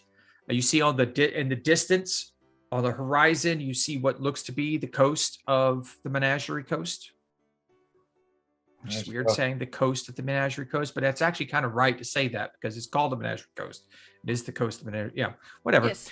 And so you don't know what time you are, but you know you've arrived at generally the right spot, and this time without damaging anything, because I had very specific things in place if you popped back in where you did the first time. I'm glad to see what somebody learned this campaign. So I'm sorry. You said we can see Port de Mali. You see in the distance what looks to be the coast of the Menagerie Coast and what you imagine to be Port de Mali. Whoa! Winters Lake. I imagine Howell's name is out of my book because she has deceased. I mean, does the name remove itself? You Or can is it you just- can get rid of the name because it depends on how strong this particular spell is. Could you speak to Powell in the past? That's true.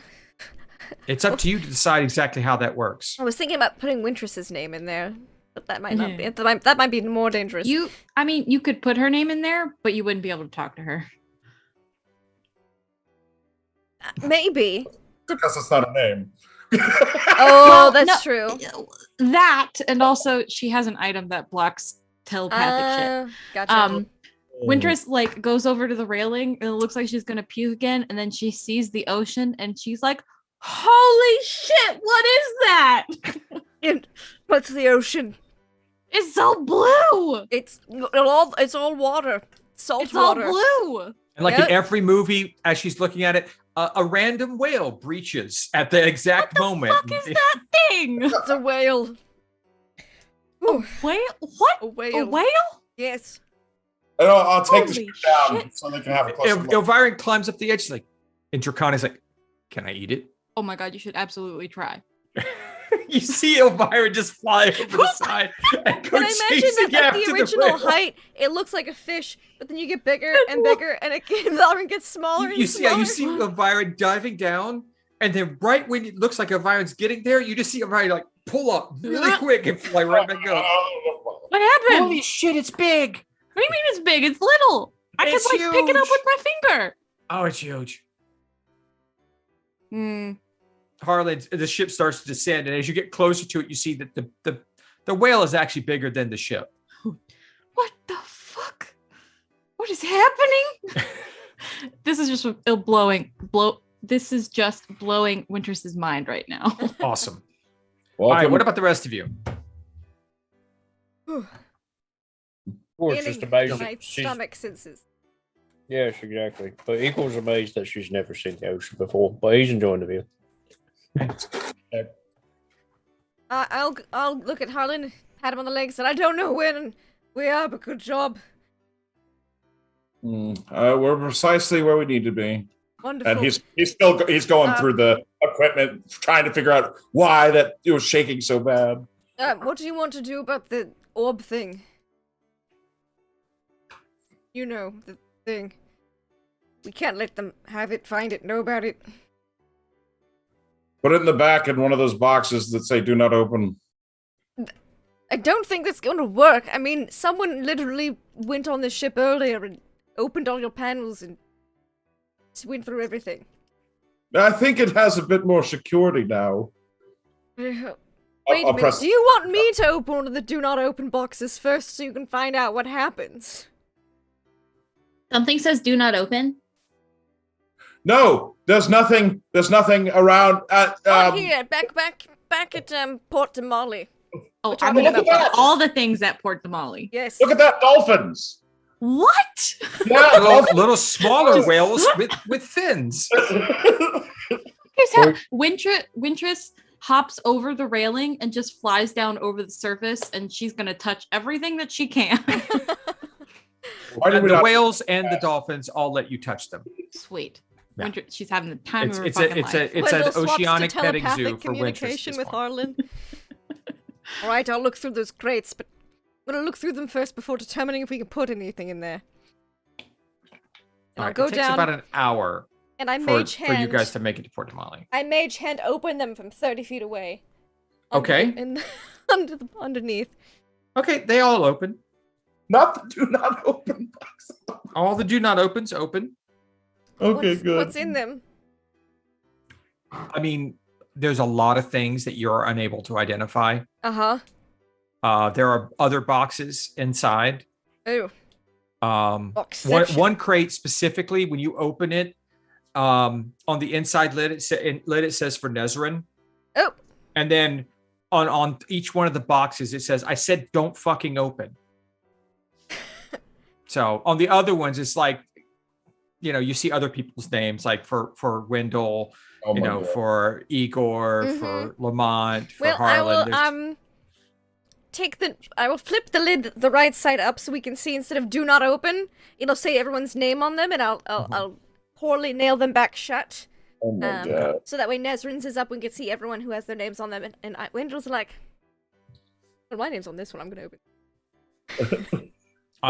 There's like a collection of amazing slutty books for you from the Age of Arcanum. They're like moving picture books. They're amazing. I have to get some blood And- pressure medication before I read these. And And there's of course, republish them. exactly. There's like a set of clothing that Hal thought you would like. That's made from the materials of the Age of Arcanum. There's a lot of little knickknacks and things that she might have thought that you would be interested in if it came down to the fact that you'd be doing that. There's a selection of very fine handkerchiefs made of materials you don't recognize, but are just impeccably made. Because no one else is down here with him, he's going to start crying a little bit. She thought of us. And then go, use one of the handkerchiefs. It is beautifully made. It is as soft as the softest silk you've ever seen. Things you could never afford, but it's like durable. It's resistant to stains, and it might even be possible that it modifies spell attacks. He just spends a little time crying by himself down on the deck. Okay. All With right. his box. Once he opens all of them and sees that it's actually stuff for group, he'll and flips each one over so that do not open is not visible. Then he'll come back up to Harlan and be like, probably after right about when we're about to land. It's a Okay. Igor, It won't Lamont, what work. are you guys doing? they're just presents for us. I know what Wintress is doing. Oceanic petting zoo. Yes. She'll come back eventually. Like as the ship starts to pull away, she'll go back on the ship. But she's just amazed by everything. Awesome. Or Igor will probably just revel in Winchester's fun. I mean, if she comes back, Igor will talk to her like, what was it like to fly? What was it like to touch those things? They look pretty cool. Oh, do you want to fly? Yes, can I? Here, hold on. And she's gonna take off her wings. The wings. Okay. You She's can gonna- take those she's off. Next. She's I get gonna next. she's gonna give it to Be Igor. Be first. Here, put this on and concentrate for a bit.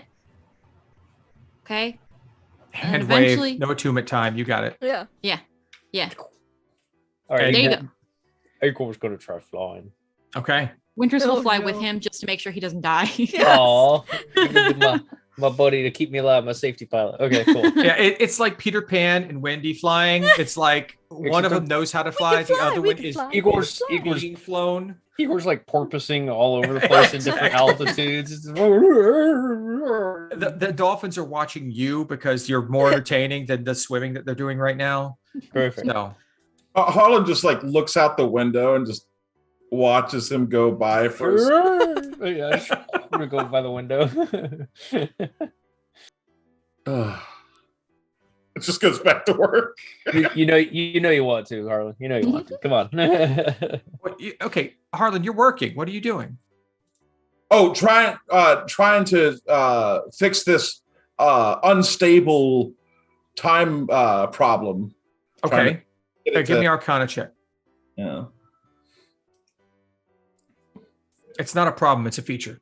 that's a feature. Yeah, of course it is. Yeah. It's so that people that don't know what's coming or will never want to time travel again. You did it on purpose. Mhm. Even your brilliance of creating this has eluded you. I need to take more notes.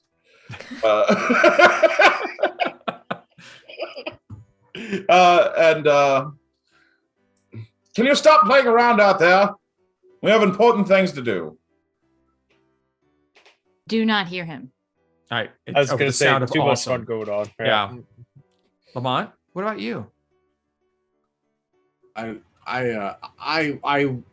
watch the fun with the flying, and then when Harlan calls, I'm like and I go in Okay. and I go stand up near Harlan and fold my arms and look scary. Okay. The captain's chair is intimidated by your passive intimidation. Thank you. I don't think they heard me.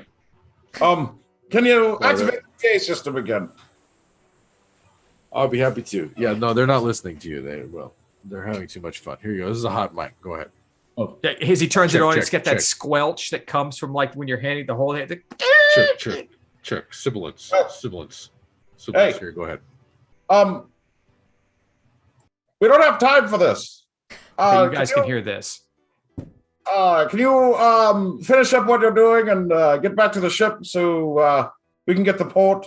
Yep, absolutely. Oh, which church do we have to go? No, we just fly with the ship back to port. It's fine. Let's do it. Yeah. We don't come in. Okay.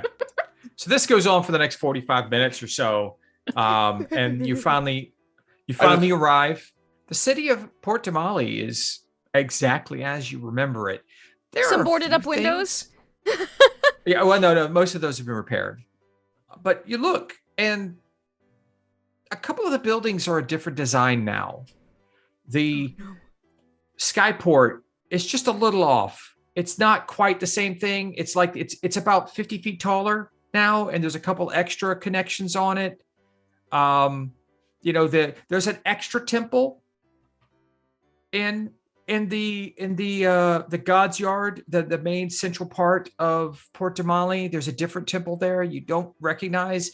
It From this distance, it looks a little bit like a crashed spaceship kind of formation, maybe. You're not sure exactly, but I mean, it reminds you a little of the island of the monastery of the distressed body, but I mean, it's hard to see from here, and it might just be a figment of your imagination, or maybe, yeah, I don't know, heat distortions. It's warm in Port Jamali this time of year, but you dock. The Slaws are there, and they just kind of nod like you're expecting. You left just a little while ago. Now you're back. Okay, great. And you're back in Port Jamali. I figured then Winter's Eagle would probably want to come land on the ship after flying around a bit because we made it in. Yeah, I think once the city got a lot closer and started to come into view, Winters probably went in because she wanted to like fly over the city and see everything from the ship. Mm-hmm. She would absolutely take her wings back. She's like, okay, so I'm gonna have to ask for those back, but you can borrow them like in the future if you want. Yes, please. I'm Okay. going to see too if we can get another pair made because it'd be so yeah. much fun. Absolutely. They are a ton of fun. And I mean, I don't really need the wings, but they look fucking cool. So I'll be more secret. I won't tell anybody. sweet. And then I think Winters is the first person off the boat. 100%. She is just quick, brisk walk, just taking in everything, like getting in people's faces and like just staring at them, being like, oh, You wow. love the colors. Everyone is dressed brightly. There's lots of golds and bright reds and yellows and oranges and light blues. There's no dark colors at all. And it's like lots of layers. There's multiple layers on everybody here. But then there's people that are dressed differently. They look like they come from, it's a port town that's very metropolitan. The buildings are the same way. Some look identical to each other and are built with a very whimsical and kind of light feel to them, but others are very reserved and staunch. And some are bricked up differently and they're using different materials. It's a hodgepodge of a city, but it is a beautiful city for its differences and its combinations. They all come together in this kaleidoscope of just visions and smells and sounds, and you're completely overwhelmed because you've seen nothing. Like you've seen things in nature in the Feywild that look like this, and they're normally very, very dangerous because they're so open and welcoming. But this is a town with living people running through it, and none of them are dying right now. So maybe Right it's now. safe. Wintress, like at one point, she turns back to everybody and she's like, "It's like the Feywild, but less wavy and more like circly, you know?" No, but I take your word for it. It's I fucking love this place. Noted. Less Right. wavy, more circly. Take a You'll get over it. You'll get over it. I Okay, don't so- think I will. So as you guys show Wintress around a bit, what do you plan on doing? Well, I mean, I imagine the first course of business is Nezrin. Yes. Thank you. When Wendell would ask you to use the carpet to move Howl and the box, that's for Nezrin. Okay. Of course. All right. Um, So does everyone go with the carpet? You're just gonna carry a dead body on a Or, carpet. Matt, we put like a for people. blanket over it or something. You know. We can make Okay. it make it Okay. presentable. That's Yeah. a little bit. No, yeah. Wintress was like- gonna be like, "I know that's weird." Like, No. Wrap it Imagine like on the carpet with like a nice like some draper, so it looks more like we're carrying things on the carpet, not like we got a dead body coming through the streets. You know, possession serves. She like saved a the flip, position. Yeah. whatever. Okay. All right. So you grab everyone. You get everyone on the carpet. You get Hal tucked away, very safe. It's only, I mean, in actual time, it's only been a couple hours since this all went down. So you fly across the city. A lot of the different buildings really do stand out now, and that new temple really does look kind of like like a representation of the monastery of the distressed body. I have concerns. I have to check that It's distressing how much it looks like. Oh, the no. monk. Oh, no. And so then you see Nezrin's. They did not um, stay hidden for 800 years. You see Nezrin's manor, and it is a little grander, a little finer than you remember, a little larger, but in the same spot. And as you start flying in, you see Nezrin standing out front, and you see the concerned look on her face. And in her time, you imagine you've only been gone, maybe you disappeared. You were there and then you were gone. And here you come flying in, and she's standing out there with several of her staff standing behind her, and she looks very concerned. Wendell's like, oh no, the moment has come. I've been dreading it for hours. All right, so how do you approach this? Gretchen slowly and reservedly, we're like, hey, Nizran! So good to see you! She like, oh yes, let's everyone remember Hal died just a few hours ago. We're all very terribly sad. She died saving the world. We're just like, who? I mean, do you just tell that to everybody beforehand, or is that like Yes. a said thing? Okay, Yes. just making sure. Yes, And very sad. terribly sorry for her loss. So sad. As she's like visibly excited for being in this city. You're all right because you're from the Feywild. You could, yes, all right. Tourist, step along the way. Yes, Hey, Harlan. look at those nice flowers over there. What? Yes. Yeah, She'll like, fly like over the, to him. imagine like the driveway up to Nezra's house has all these gorgeous flowers, and we're like, good job, Harlan. All right, so Harlan, you bring in the carpet kind of like into the pathway into the front of the manor, and you land relatively near Nezrin, and you could see that she's been counting the people on the carpet, and she sees the one that is underneath the blanket, and she rushes to the carpet as you guys land, and she places a hand on top of where Hal is laying there. And she just looks up at you, Wendell, and she says, tell me it was worth it. She saved the world. And that's where the wavy lines happen. Oh. You start fuzzing in, no. or is like the what is it? Wayne's World, as we fade out. Mm-hmm. All right. And since we have a little bit more to go and we've gone for 2 hours, I think we should maybe take 5 minutes now so everyone can grab a drink or get up and Sure. walk around. Does that sound good? And we're going to come back with the epilogue to our story. It'll be 2 years in the future. We'll be meeting all of our heroes and Wintress after they've done what they do for 2 years, and we'll see exactly where they end up as we end Wanderlust in Wildemount. Actually, not even in Wildemount, which is going to be great. We'll be ending it in Iman at this Gray Skull Shadows Inn, and we'll see you in 5 minutes. All right, 5 minutes.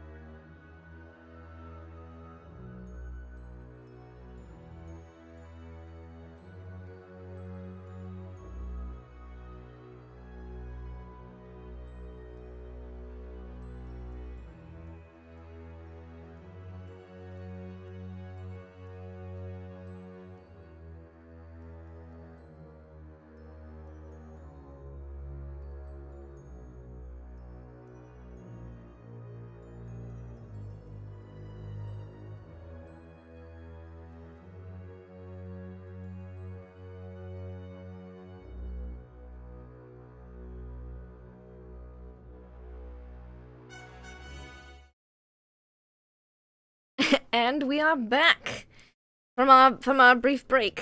Yes, welcome back, everyone. We ended on a touching moment where the body of our fallen group member, Howl, was brought to Nezrin, her significant other, who knew something was going on and asked a simple question: was it worth it? Wendell answered, she saved the world. And time skips ahead. It's 2 years now into the future. The members of group have, actually followed the flow of natural time for the most part, and moved forward 2 years. And we find ourselves now, as the camera pans, in Amman, outside of the Gray Skull Shadows Inn in Little Whitestone. The area is doing very well. The prosperity of Whitestone has conveyed itself very well to the people who live outside the normal gates in Amman. The new coin master has begun conversations on possibly creating walls, a new ring of walls for Amman that would include the area of Little Whitestone and the city proper. It's early evening, and the night market, which has started up in the square in front of the Gray Skull Shadows Inn, has started to pick up. People are opening stalls. Musicians are playing as the music echoes across buildings and out front.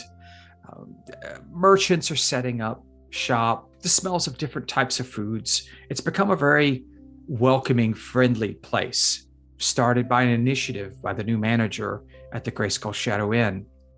But even the inn takes part, as you see several people in the livery of the Gray Skull Shadow, dressed black, well-tailored slacks, calf-high, shiny black leather boots, a red fitted vest over a crisp white long sleeve and high-collared shirt, and the emblem of the Gray Skull Shadow Inn, which is a golden crest that on one corner has a wine bottle and grapes, and on the bottom corner has a lute. And it's embroidered on each one of these vests. It is the new uniform that everyone wears at the Gray Skull Shadow Inn. They're setting up shop because if you're going to start a night market, you might as well take part in it as well. And so you see several employees that no one would recognize now, new employees in the expanded business doing the outside work for tonight's night market. The shadow itself has been kept in great repair. It has been cleaned, fleshly painted. The facade reflects the fading colors of sunset as it accentuates the golds and the blacks and the grays and the deep woods that make up the Gray Skull Shadow. As you slide through the door, you see the shadow now impresses with a number of new employees ready and waiting to greet anyone who walks through the door and take them into their seat in the dining area. Behind the brand new long mahogany bar is Roger, who's dressed in striking blue and gold, his hair pulled back, properly decked to the nines, as he holds court to a bar full of people. And the conversation topic today is the cover of Amman Today, discussing the coin master as the new most eligible bachelor. It's getting a bit of laughs at the bar as everyone sort of knowingly just nods that the forever bachelor will probably stay that way. Behind Roger at this point is a very stern but well-dressed red-skinned tiefling, wearing all black coat, black jacket, black vest, black slacks, bright red in his skin color as a tiefling. His horns are shined and polished, and he's standing in the doorway of the manager's office, looking out over the inn. And he's perusing through one of the new publications made by Impactful Publishing. As behind the bar, there is a small setup of the recent bestsellers published by one of their benefactors.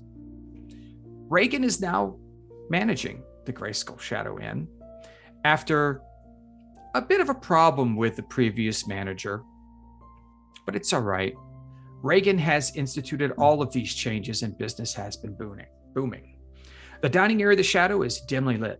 It's well appointed with handcrafted wooden chairs and tables and studded, stuffed cloth padding in each chair. It's very comfortable. The area is full of diners, but the sound is muffled from the bespoke spell work done in the area to keep diners perfectly private during their dining experience inside the Shadow.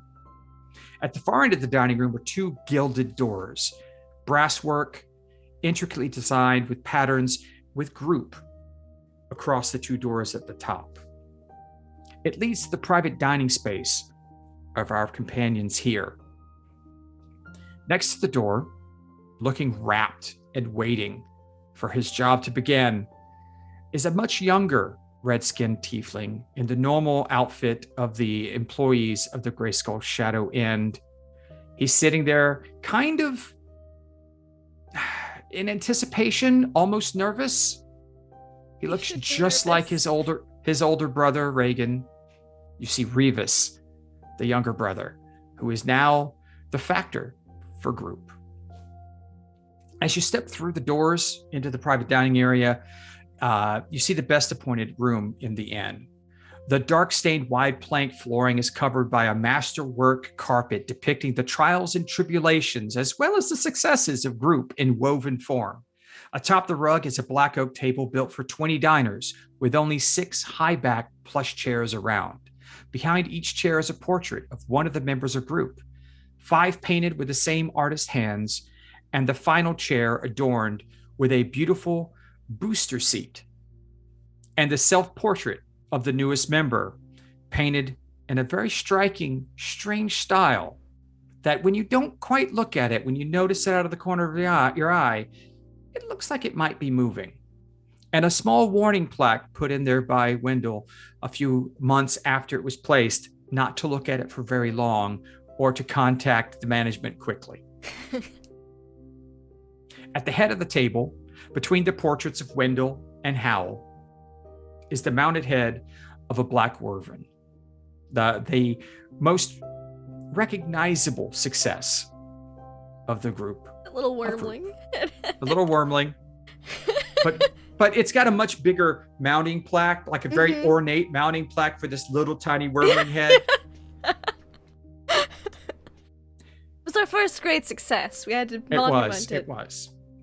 And so, who is the first to arrive at the Grayskull this evening? I would say probably Wendell, just because he is not infrequently there by any means. Okay. In fact, he works in town, he works in Haverford. Wendell's a bit of a workaholic. All right. When he's not having Were an you adventure. already in Amon tonight, or are you Probably. coming in from Haversham? Probably was already in Amon tonight, because there was supposed to be a magazine cover put out tonight. You know. So you step through the doors, and you see Revis at the back, at the doors to the private dining area, stand at attention already, looking like he's about to just drop a deuce right there because he's so freaked out. You see Roger go, "Oh, Wendell, it's good to see. Have you seen your cover? It's beautiful. Is it? I hadn't seen it yet. I've been busy working all day. Who took care of your wrinkles?" Oh, and he says that, and I would say that Wendell at this point met back up with certain members of his Prism of Power, one of which being Nikolai Yates, who I would like to think brought back some of those potions of anti-aging. So even though he's nearing 50, he now looks like he's only nearing 40. As I rolled some d6s here. How is Wendell dressed tonight? So Wendell is Coinmaster now. His winery's been successful, Impactful Publishing's been doing well. So whereas he used to dress as to seem like he was more wealthy than he was, a bit gaudy, now he's just dressed very stylishly, if not a bit humbly, but with the finest of fabrics. Like, people who know fabric know he has wealth, but people who maybe don't know as well, he just... Because, he has a certain image he has to maintain now with all those orphanages and and food soup kitchens. Of course. Gotta maintain the philanthropist image and coin master. But dressed well, less wrinkles than he did, maybe a year or two ago. But still definitely has a few. The gray hair is still there. He's going for a bit of a silver fox kind of aesthetic on the cover end right now. Roger's like, I'm almost 30. I need to know. These laugh wrinkles are never going to go away with me. I need to know who your man is. I just passed some pamphlet to the person. Oh, this thing again? I swear, it does wonders. If not for this. Just gestured to me. You had someone waiting on you in the dining area. I'll call him over, if that's okay. Oh, certainly. All right.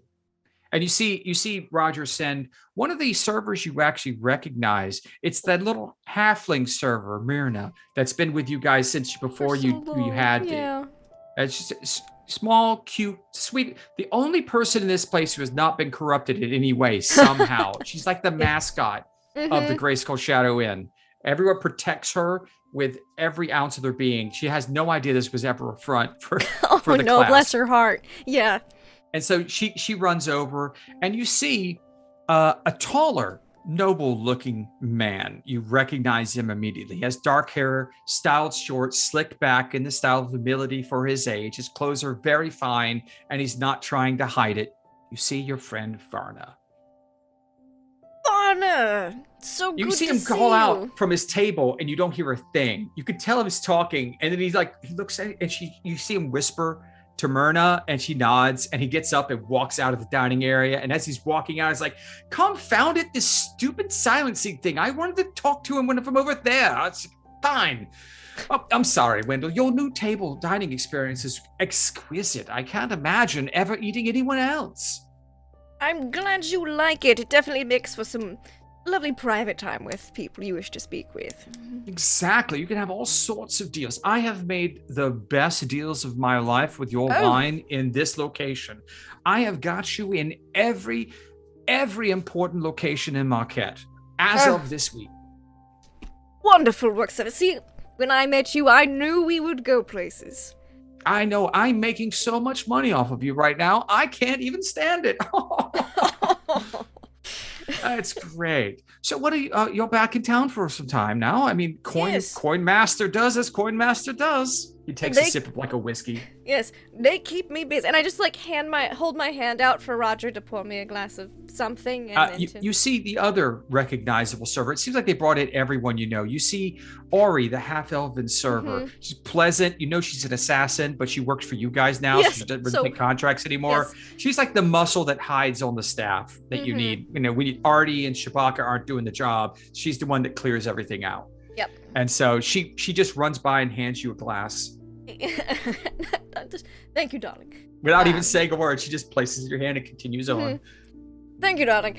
Yes, they do keep me busy. And of course, there's the other endeavors, the soup kitchens, the orphanage. Oh, my. You're going to have to tell me one day what the angle on that is. Because, I mean, I understand philanthropy, but I just give my money away. I don't want to work giving it away. I mean, gosh, like, why put all that work into giving your money away when other people can do it for you?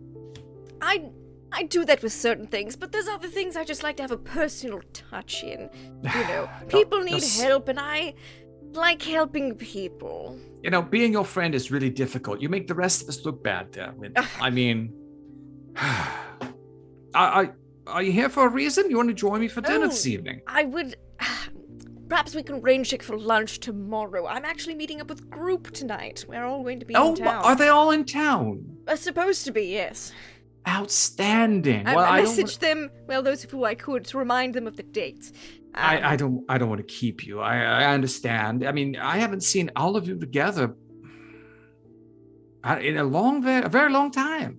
Been a couple of years, yes. There's some things that everyone needed to tend to of their own nature. I completely understand that. I mean, At Harlan is a recluse half the time. I hear he has a farm out the outskirts of. Oh, he loves that farm. Yes. There's got a donkey and everything. One old man and a donkey out there. What does he spend all that time? And there's rumors of him being a mercantile magnate with the old coin mistress's daughter. And I just, The Wasserins. Wasserman. Oh yes, The like rumors Nazrin, about wasn't it? that guy.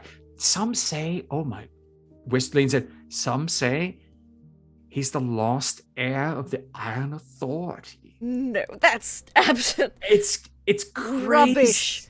You know, Oh, have you seen him? He is the exact opposite of Iron Authority. no, if I ever know, saw it. I know, but I just do like to gossip. It's fun gossip. Oh, all Emphasis right. on gossip. Wait, I'm going to go back to my meeting over there and sell more of your wine. Please and do. We'll have just have make sure some to of it write me a tomorrow check. with lunch. All right, that sounds wonderful. A pleasure seeing you. And he just gives you this big hug and a little kiss on the cheek, and I would his like head's the on. kiss, and then Yeah. we spread, we separate. You see Reagan kind of just nodding, and he just kind of nods. You know, you've worked with him pretty closely in the transfer. You know what happened. So And I'll just telepathically be like, "Good work as always, Reagan." he just smiles. And it's his telepathy, not the book telepathy, which Right. is horrific. Great old one voice. Yeah. Um, Yeah. Much more disturbing. I will sip my wine. I'll start heading towards the dining room where All right. everyone's supposed to You meet. see Revis like rush up. Yes, sir. How might I help this evening? Do you need anything? Might I do anything? I saw you already speaking. No, I'm not sure. yes, Reagan no. said I just have to do whatever you tell me to, and Yes. I'm really not. Yes, it's quite I'm simple. already screwing up, aren't I? A little bit, but that's fine. The most important thing is to not shit your pants when Lamont arrives. Oh, he ghosts around a lot. Yeah, okay. I'm not supposed to look at him or really talk to him. Just do what he Yes. says. Yes. Okay. And I'm sure there's a menu cheat sheet back there. Roger keeps telling me all kinds of strange things about him. I just don't understand. I Listen haven't to figured it everything out Roger yet. says about him. Oh, And what Reagan says about him. More importantly. Yes. All right. Half the things you think are true about him are, and then the other half are not. On your wine table inside the dining room, I have several of your bottles that you requested. Thank you. Do you have a time where you want the food to come in? Now. Of course. As soon as of course. it's ready, I suppose. I'll I'm send quite for starved I'll after send for this- someone. The last council meeting. And so he just rings a little bell next to the door and then opens it for you. And you see there's no one else inside. There are glasses on the table. There's place work done, but there's nothing else in there other than several bottles of your wine and plates and things ready for the evening. I just go. I imagine that like Howell's chair is set like under her portrait, and like no one's allowed to sit in that chair. And so he'll just like blow a kiss to Howell's portrait, and then go sit down at his spot at the table, and then pull out of his jacket, pull out a copy of the magazine and just flip through it a little bit because he hasn't had time to look through it yet, but he's at least bought like 100 copies just in case. It's a softball interview, and you know it's a decent woodworking design of you in your prime, and so it looks it's pretty good. It's a newfangled broadsheet that's got a Interesting. little bit more work done to it. So Like, all I right, wonder so if you I sit should get me down. a girlfriend, and he just like rolls it back up and puts it back in his sleeve. All right, we've had requests for the final two people coming in. So do we have Igor or Wintress want to come in now? If you don't want to, Wintress, I'll go. Yeah, no, you go ahead. Okay. Okay, I would imagine then that you have the servant type door, the swinging door. Yeah, the bell just rang, and they need food for the private dining area. Perfect. You hear some clanging and some and then you see Igor walking in backwards, beating the door open with his body, pulling a cart. It's clanking and jangling, bringing plates and drinks in. Oh, hello, window. I got us some food. He's humming a little bit as he kind of backs it and then turns around and then starts Igor, bringing the cart around. Thank you Yes. so much. I'm quite Yeah. starved. I got your favorite master. Food. Yes. Has Igor's look changed at all in the 2 years since we've seen him? Igor is fatter. He gained some more weight. He's more portly. He's got a little bit of some good belly on him. He's a little chunkier and filled out. Clothes are a little tighter. Had to get his outfit retailored. And his demeanor, though, is a little bit more happy, I guess. I don't know. He'd be more peppy. Okay. He's also wearing the winged winged. Oh, Cloak. I mean, if you let him, yes. Yeah, So- Wintress at some point gave it to him. Oh, Okay, perfect. but you're a treasure. Okay, yes, Igor would be wearing that, and he would bring around. He'd start setting plates down in front of Wendell. He'd heap on a ton of food, as you know, Wendell likes it. Then he's going to sit down right next to Wendell on the other spot, plate, Yep. and start heaping on food. There's literally a painting of you behind your seat next to Mhm. Wendell. So, like, Perfect. it's like assigned seats, but Yes. pretty easy to see. Igor- Yours, amazingly enough, is directly across from Wintress's seat and the painting, so you have to look at it all the time. And Wendell has to kind of like Perfect. break the charm on you regularly when you guys Yes. meet in here. Perfect. I imagine Igor- like there's a little voice that just screams inside of Wendell's head because the Sword of Galore is still in Wendell's pants, damn it. Never giving that up. Yeah. Nope. And so imagine if if it's in its peripheral for too long, there's just a little bit of screaming in the back of his head, and he like remembers to turn his face or whatever, so that he doesn't get enthralled by the painting. Nice. Perfect. Well, Igor will park the cart, sit down, and start munching away, looking at Wendell. How you doing, Wendell? Busy. Being coin master, there's a lot of paperwork involved. Thankfully, I don't sleep. You went on Did you ever find your mother? I've messaged you, but you were very sparse in messaging back. I know you haven't went to go on a quest and didn't you go to the Feywild or something? Yeah, very well for my mum. I had to go find her, you know. Yes. This cloak of mine helped me a lot to get around. I've got to thank Winters for that when I see her. Well, I was going to ask if that was Wintress. Looks familiar. yeah, it's her cloak, but it's now mine. So it's me, Igor Flying Cloak. Congratulations. Oh dear. Yep. Just thinks like insurance policy. Nothing like Well, just think skyrocketing. I can clean all the out-of-reach places now so much better. Yes, now you can clean all the hide-and-reach places in the manor. Yes, that's... Mhm.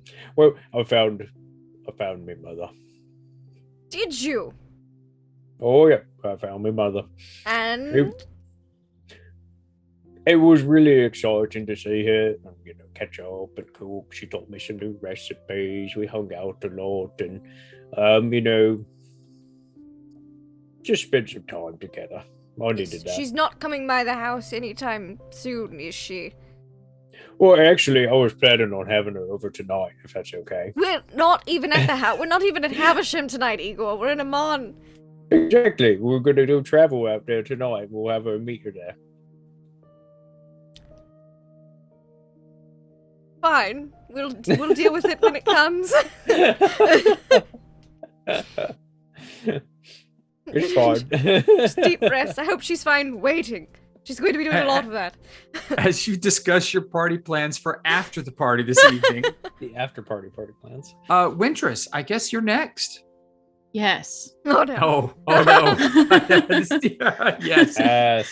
So, from inside of the Gray Skull shadow, people hear like a commotion outside, Okay. like raised Commotion. voices, sounding concerned, things like that. And then a couple seconds later, the front door is slammed open, and you see Wintress standing on top of Elviren, having just kicked in the door, and she's like, "Guess who's here, motherfuckers?" You just see Reagan just baseball, and he points at Revis. He's like, "Get over there." Wintress. Now, you guys hear inside the private dining area that. Wendell just says, "You speak her name and she is." Remember, it's like, that must not invoke her name. Can Igor get up and run to the door to get her into the room? Oh the yeah, dining yeah. room? So Yeah, you okay. run out and you see Revis like sprinting over there, and it's like, "Oh yes, Miss Wintress, how what can we do for you? I mean, everyone's gathering in the other room in there. I know you've seen it before once or twice, but I know this is a new thing for you, being part of the group. The group is good, and yes, Bring me 3 sticks, a copper cup. you see his Don't eyes look at me like slowly that. getting bigger. 3 sticks, a copper cup, some type of adhesive, and as many feathers as you can find. Go. He just runs out the back, and he's gone. Revolving door. Igor! How Waitress! how Yeah, are the come- wings? They were great. And he's gonna run up and give her a hug and then kind of fly up in the air a little bit, bobbing up and down. They were so great. They helped me find my mom much faster. You Just found her? Oh my god. Okay, listen. When I talked to the court and I was like, hey, can you help my friend like find his mom? I didn't think they were actually gonna find him because the court kind of sucks ass. But I'm so glad you actually found her. It was a bit of a roundabout way. Took a little Oh, they made you go the long way. About a year long way round. Those fucking assholes. It's okay. I found her. I'll have a talk. I found her. That's the important part. And I ate a lot of really good food on the way. He's patting his rotund belly. What did you? Okay, listen. Did you go to the Oozle Palace? The Oozle Palace. I did go to the Oozle Palace. Isn't it the best thing ever?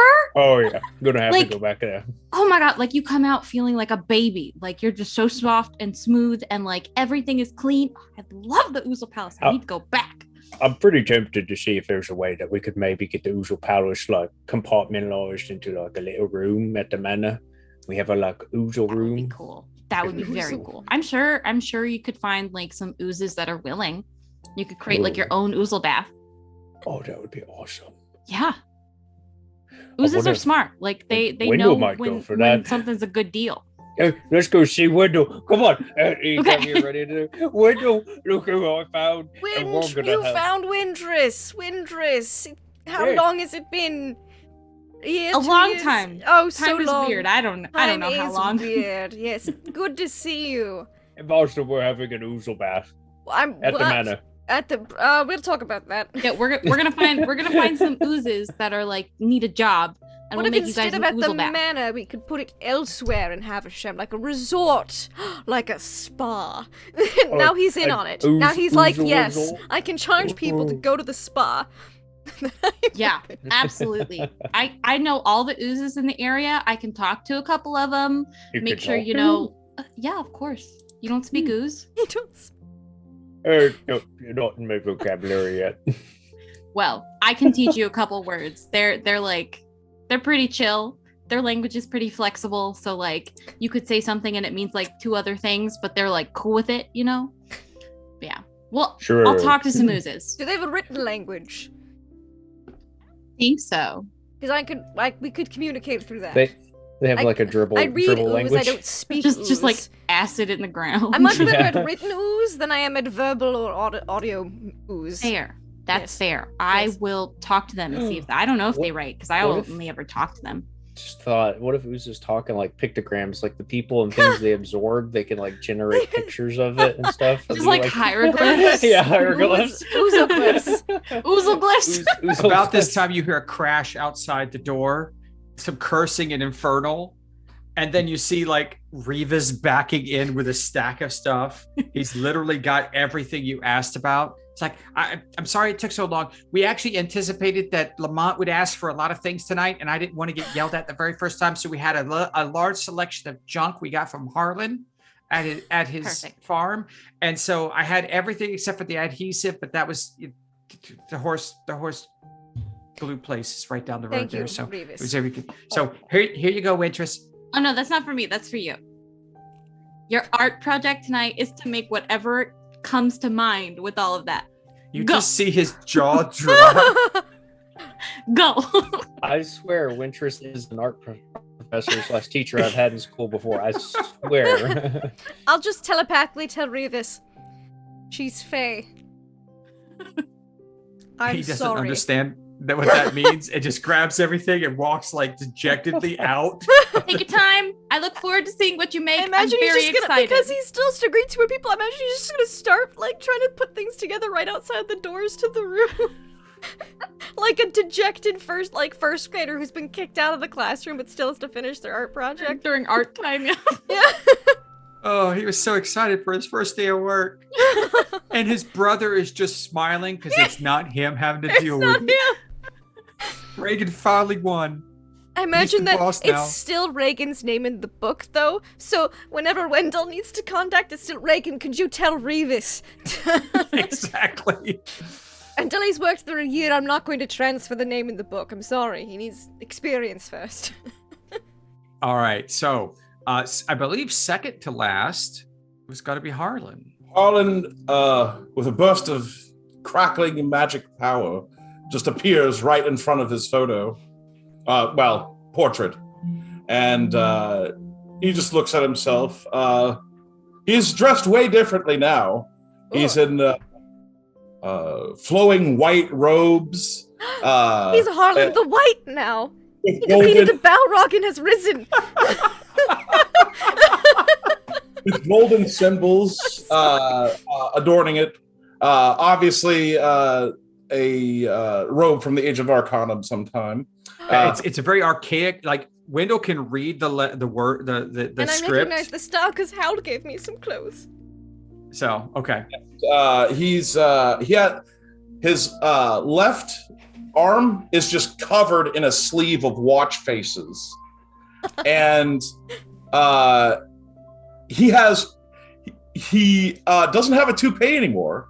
Instead, he has flowing black hair, like an anime character long black hair. Is it like the He billowing found a cure. cloak that billows on its own? Is it like always blowing in the wind? Oh, The yes. question is Okay. it an always billowing wig, or is it his actual hair? It's his actual hair, Implants. magically improved implants. Implants. His hair Okay. does Magical amazing, hair sure. implants. Love it. That's amazing. And he turns around and And Wendell will looks- get up first this time. Harlan, I love the look, your hair, this robe. You said some questionable things there on the left-hand side, but I love it. takes a look at one of the watch faces and just says, "Lamont's late, isn't he?" Always. But we Nope. planned for that. That's why dessert hasn't been brought out yet. It still surprises me. At that exact moment when he says that, all the food, like an army of like 10 servers just come in, bringing all the food. The whole place is set. Like there is roast beef, all the kinds of things out there, steaks and ribs and just a full freaking turkey. A And cornucopia. anything that you wanted to eat is going to be there. All the things you guys enjoy. No cobbler. Still. No, there is no peach cobbler anywhere. Matter of fact, the desserts are bespoke to specifically exactly what you guys want because the peach cobbler thing just went over so poorly. They are not taking any chances with desserts this time. Oh, goodness. Well, Have a seat. Sit down. Tell us whatever you want. There's catching up we need to do. it looks like these years have been kind to you. Oh, yes. Oh, I picked you up a copy. Give him a copy of the magazine. It's Iman today, and it's a new the publication experimental Most type. eligible bachelor. yes, and it's Wendell. I'm still unwed. It's true. Ew, that's gross. How could it possibly be? Well, I've gotten quite a few offers, but I've just been so busy with all the coin mastering and the book publishing and the winery, and he lists off like 6 other different businesses. Orphanage and Window- soup kitchens. Window, if I may, is your faithful butler, Yes. except for these past 2 years. Maybe you should stop working so much on your stuff and work on finding a lady. I've had to make up for lost time. Technically, I get an extra like 200 days a year because I don't have to sleep, but it's, I'm just about caught up now. I'm hoping that this garners some attention. Maybe I'll get some, garner some interest from some of the eligible ladies. Gross. Good. I do not have a significant other interest. Or is romance just appalling to you? I have many. Well, then why is it gross? Because it's you.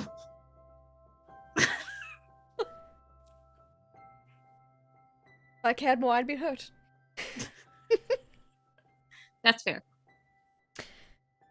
She says from atop her high chair. Yes. Because she's 3'2". Yes. Really booster It's a seat. well-made, beautiful, it's designed with the chair that literally the chair has been redesigned so it fits Wintress perfectly. Mhm. Sweet. There's a lot of trial and error. Once the businesses go off the ground, they'll all be pretty self-sufficiently running, and they're almost to that point. I'll be able to start, working on home life. Dude. I suggest you find yourself some time for a vacation. It'll do you well. And I look at Harlan like, is it the same That Harlan? sounded Like, so ominous. A, it sounds ominous. B, Harlan was also a workaholic, and he's like, you'll have to recommend me some vacation spots. I imagine like Harlan's looking at one of his watches. He goes, "You really should find one soon."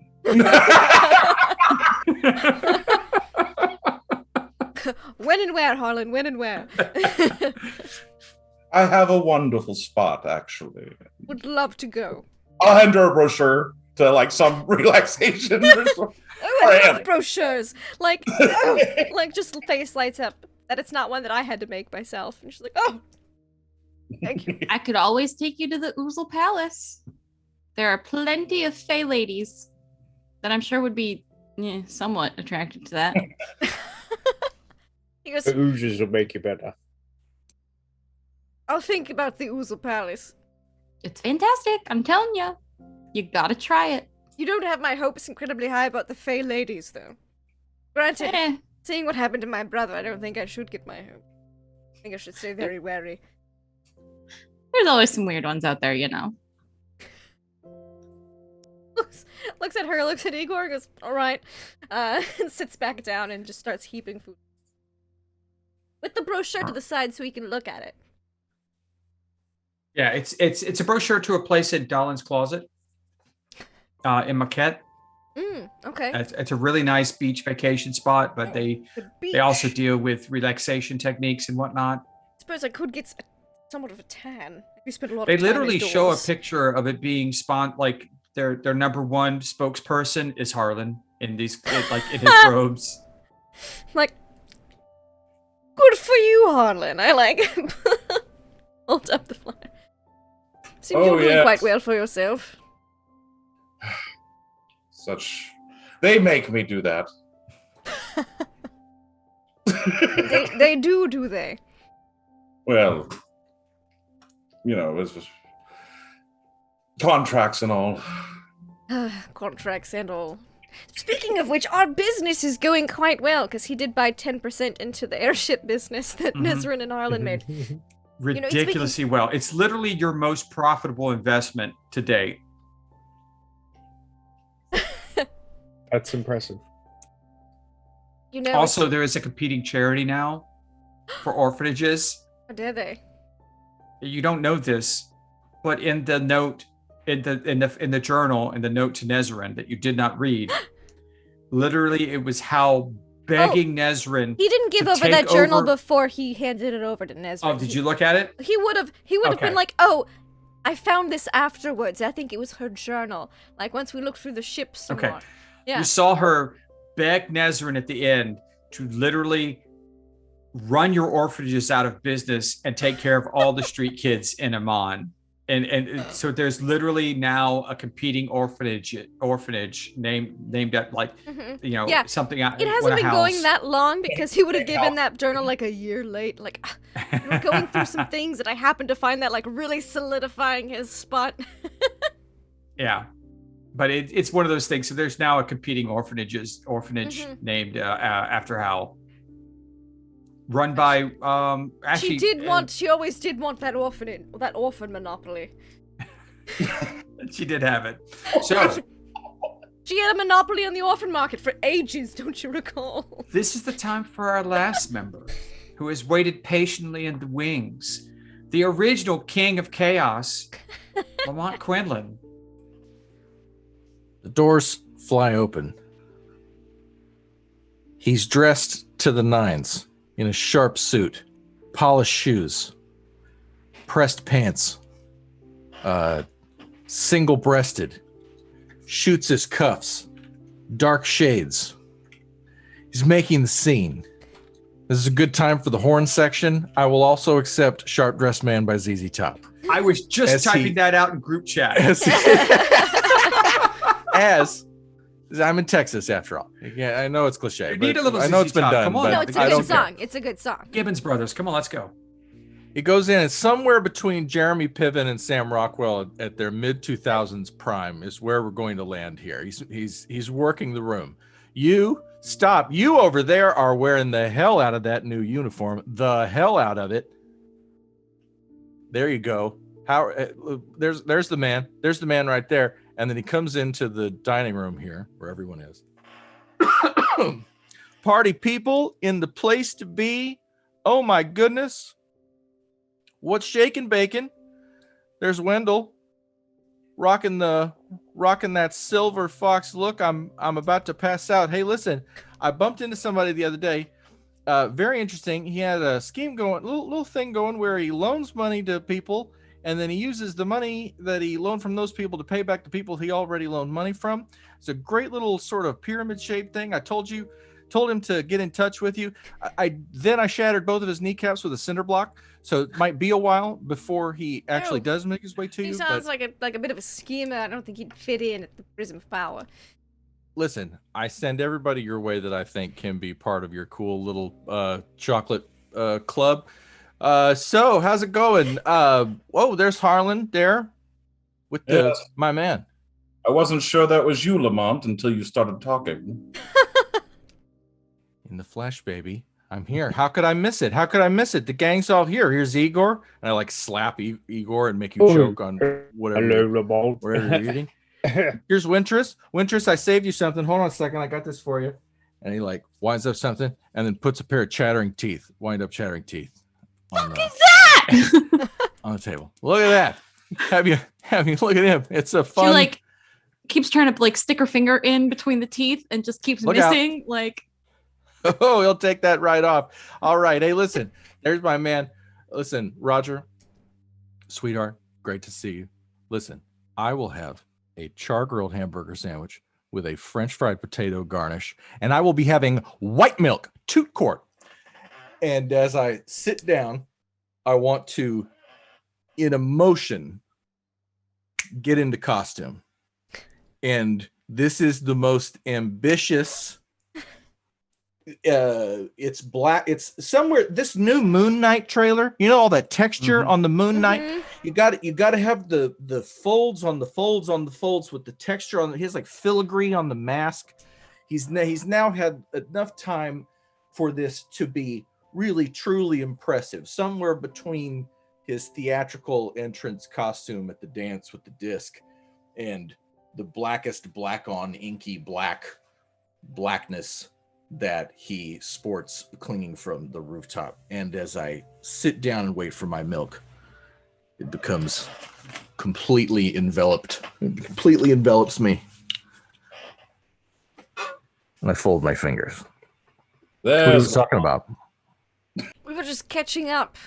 What have you been up to, Lamont? I've got injustice on the run. Kneecap by kneecap. Bone by bone, brick by brick, we build the wall. Lamont, you look down at the table in front of you and you see your exact order already waiting on you. There we go. He proceeds to, in this whole thing, eat a cheeseburger. He does not change. There's also a copy of the magazine by your place. Now, just for playing at home, Lamont is able to do that because he has glamour studded leather, and so he can change his look at any time. And so he may not even be really wearing a mask. And so it just looks like as he's eating, it's just the mask is eating the food. That's impressive. Yeah. Like Swamp Thing, I get like an envelope over my nose. Igor, stop looking at it. It's gonna charm you. Look away. Mage hand, grab face turn. Look away from my portrait. Sorry, you hear the necks pop in a really weird way. Just like Stay the same. You gotta remember not to stare at it too long. Where could I put my eyes? Not on the portrait. Literally anywhere else. You can, if you want to look at Wintress, look at actual Wintress, like 6 feet below her portrait. Yeah. About this time, there's a knock on the door. The door opens slowly. I think he does like a head No count, one's like home. everyone's here. Yes. Reagan walks in. Reagan. And he is as dapper as you've ever seen him. His hair is longer now, it's about shoulder length, pulled back. His horns have been cleaned up really nice, and he's just like, it's so good to see each and every one of you. I'm so glad I don't have to help anymore other than running the business. You guys are running Revis like he's doing loops now. He's already passed out once. Who gave him the adhesive? Oh, nicely done. Nicely done. I've had that happen before. How's his art project coming? Is he doing it? Oh, it's horrendous. It's perfect. I love it. He has no creative talent whatsoever. No creative talent whatsoever. Oh, this is going to be difficult for him then. No, he's good. I'm training him. He doesn't have the. I'm putting him in this position because he doesn't have the creative bones I have. I grew up in the clasp. I kept him out of the clasp. This is his training grounds. Yes. See, he's a lot. He's an awful lot like Myrna, and so he'll do what he needs to do. Yes. Just don't expect him to be that creative. He'll come to me for that. So, how is everything? How do you like the look of the new place? I know you guys haven't really been back since we did all the upgrades. I know you've seen it, Wendell. But something's different? The paintings are trying to steal my vision, so I'm not looking at them. Yes, I try not to look at. He's like, I specifically don't look at that painting. I mean, it's beautiful, but I stared at it I stared at it for 2 days the first time I saw it. So, it wasn't a good time. What's the record? How long has somebody stared at it? We're still settling that lawsuit. But how long? We're not sure exactly. We just found them. Oh no! It was a thief. They got in. Well, then they deserved it. Well, yeah, I'm not. That's why I'm not worried about it. That's the perfect home trap right there. I know. Just like this painting. As soon as you walk in, whoa, hypno-toad. Yeah. Look, I just wanted to come in and say it's been a pleasure. It's good to see you all back now. Is there a specific occasion you're back for? Is this something we're going to start doing now around this time? Do I need to plan for it? Yes, I think it'd be good if we met up every year on this day. This is didn't that one die today? Yes. Points to Howl's photo. Yes, that is the occasion. Oh, that's right. That's okay. That's about the time you all came back. Oh, all right. Okay. Well, we'll just put it on the calendar now, and we'll make sure that this is always blocked out. Thank you. We could reserve the whole building if you want more privacy. This room should be fine. I think it's always been sufficient for us in the past. Oh, switch on the wall. You flip it. It has the same spell work as the tables out in the dining area. Magnificent. So the whole room becomes quiet. Oh, we've done all sorts of nice things down in the secret place that doesn't exist. Wonderful. It really doesn't exist now. Yes, that switch right there, Winters. The one that says don't touch. I immediately go over and just on, off, on, off. It does nothing for you. I just keep doing it for like a solid 2 minutes. I don't want to keep you all. I had to, once you all were here, I want to say hello. Lamont, you're looking absolutely terrifying as always, and posing. Good work. I look, you are absolutely driving the clasp insane right now. So keep up the good work. I'm enjoying it. Yes. They have like 19 hits out on you right now. Pretty much every assassin in the town, except for our house assassin, is looking for you. Oh, hey. I know. It's great. Don't worry, you're safe in here. We know who they all are. What's the bounty on his head? I know. It's pretty much about. I think they're up to 1,000 platinum now. Ooh. I mean, you guys make more of this place a month. I mean, it's not like that. We make money. Oops. Yes, Wintress. Harlan. You didn't know that? Harlan, you're looking dapper. I don't know what you're doing now, but that white thing you're doing and the hair, absolutely glorious. I'm proud of you. You've really grown. You look good. Thank you, Reagan. The decor of this place is more than adequate.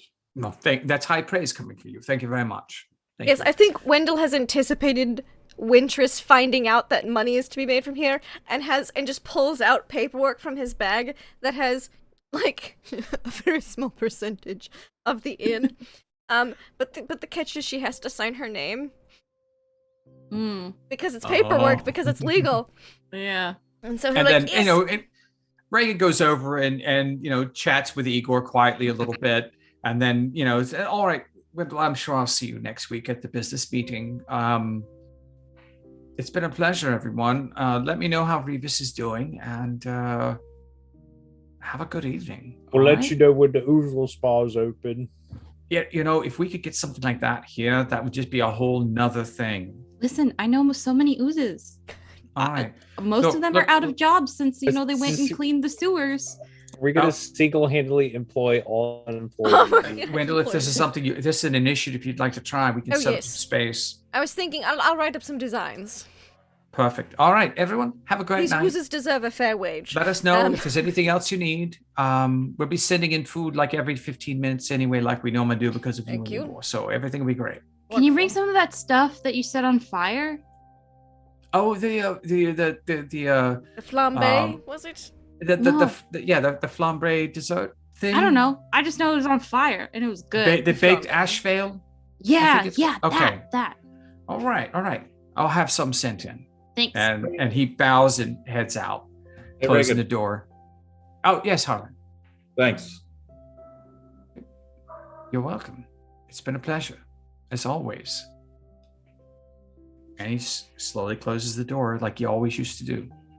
So what do I need to sign? Oh yes, if you want to do, yeah, I've had this paperwork prepared for quite some time. I just haven't seen you. In order to claim your share of the inn, I've had all the paperwork here. You need to sign your name at the bottom of the document. Okay. Can I? Wintress knows all about contracts because fucking Faye. Yes, Wendell I want also to- knows all about contracts Yeah. because Warlock.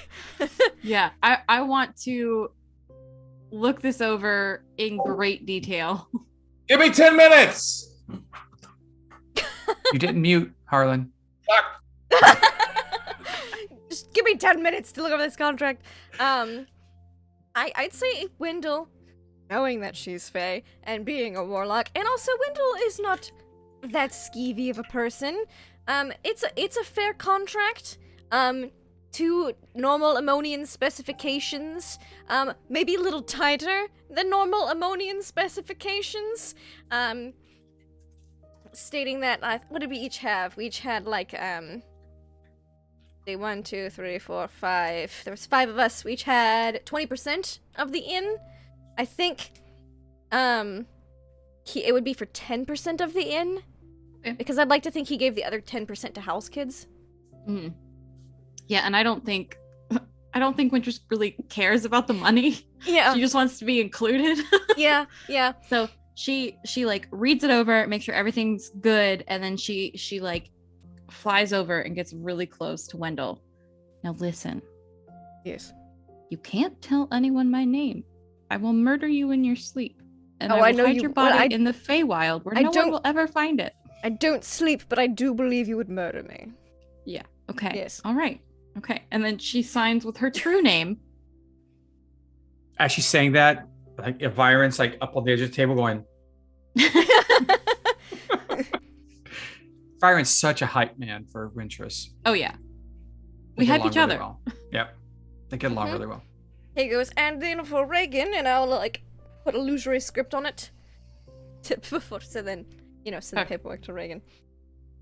So her true name's on there for documentation purposes, but it'll look like Wintress if anyone ever looks at it.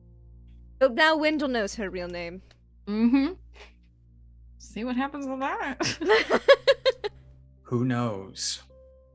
So, as dinner winds down, was there anything else everyone wanted to do at this meeting? I imagine at this point, unless there's anything specific, this is one of those moments where, like at the end of a season finale, you see everyone together and the camera starts panning out. The music gets a little bit louder in the background, and you just hear everyone chatting and talking and being a family again after missing each other, as it just pulls back and the fog rolls in a little bit, and then you see the city of Amon kind of fading off into the distance, and then you just hear a kind of a dark, really distorted, angry voice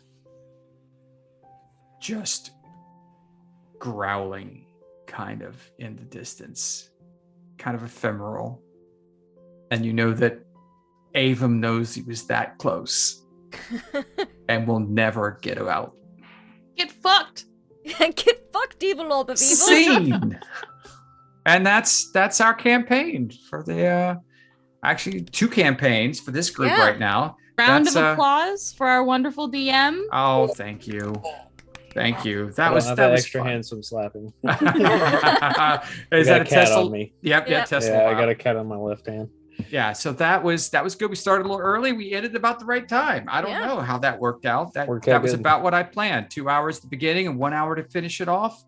This was great. Thank you guys a lot. Let's go around and chat with everyone. This is a campaign finale conversation. So just say what you want to say and we'll move on along. Let's start with Harlan. I want to hear Harlan because Harlan the White. Hey man, how did that go? Oh man, awesome finale. It's just sad to see the characters go, but know it has to happen. But that's okay because it just leaves it open for new characters and stuff.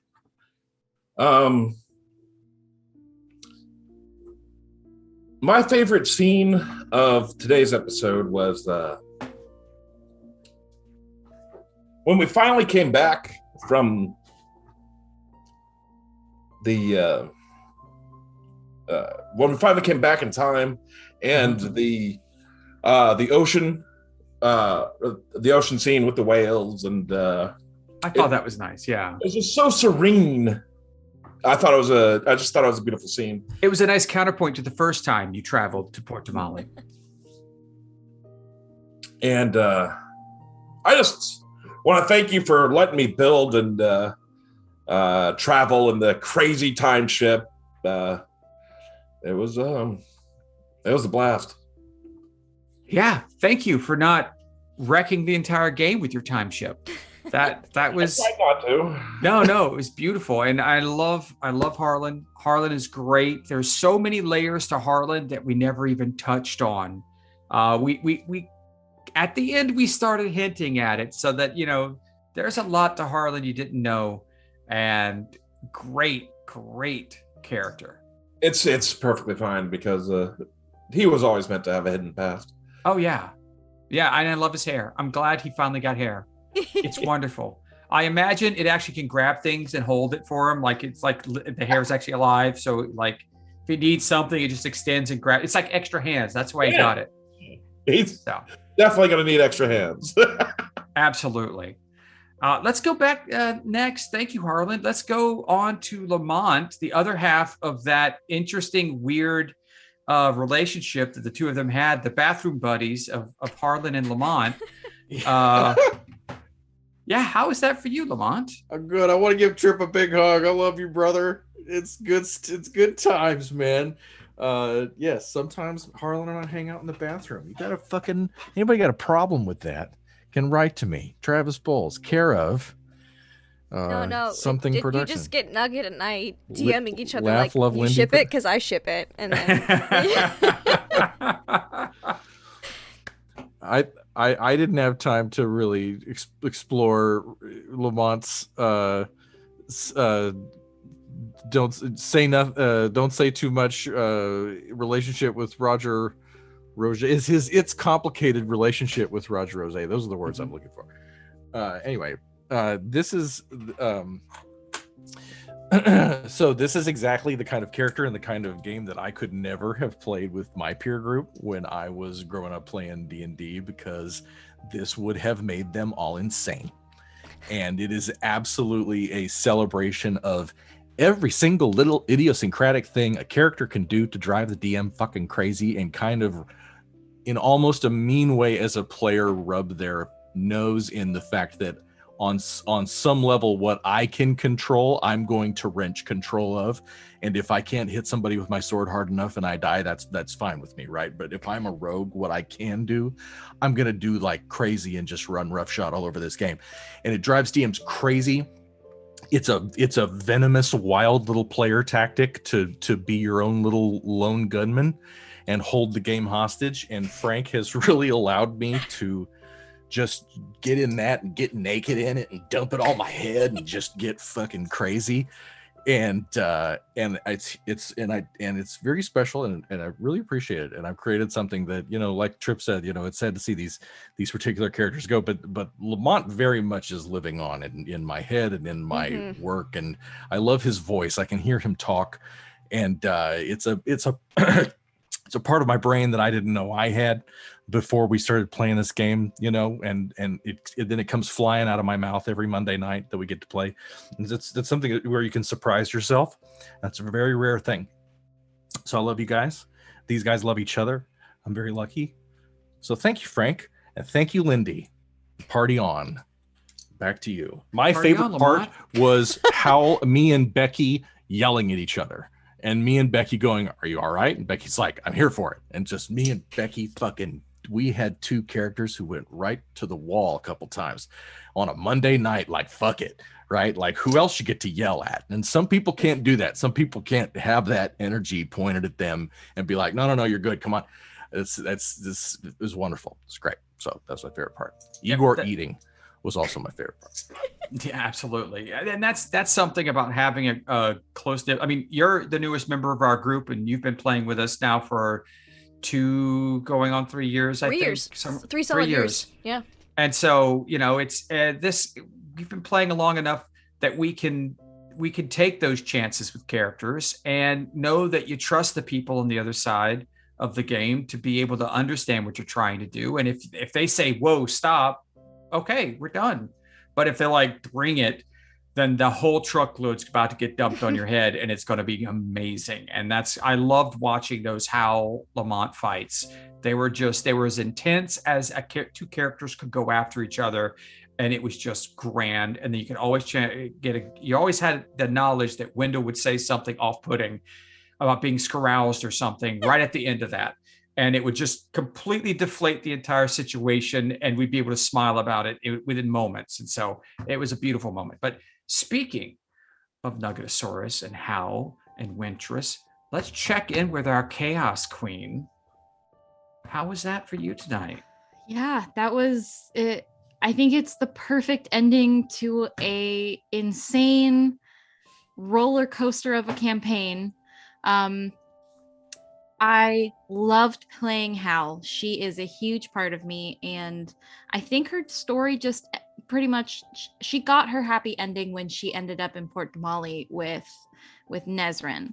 And I'm very grateful for what you did with her ending and how, her story came to an end, and I think you handled that beautifully, and thank you so much for allowing me to step away from that character and put it into your hands and explore something new, because Wintress is something I have never played before. Not once. I play the serious, maybe a little, murderous, but the serious, weight of the world on your shoulder kind of character, and Wintress was a complete departure for that, and I am not ready to leave her. I want to play her again. I think she's got more to tell and more chaos to reign, and just, this has been a roller coaster and a blast, and I've loved every minute of it. And Travis, thank you for Monday Night Fight Club with me frequently, letting me just put out some of my aggression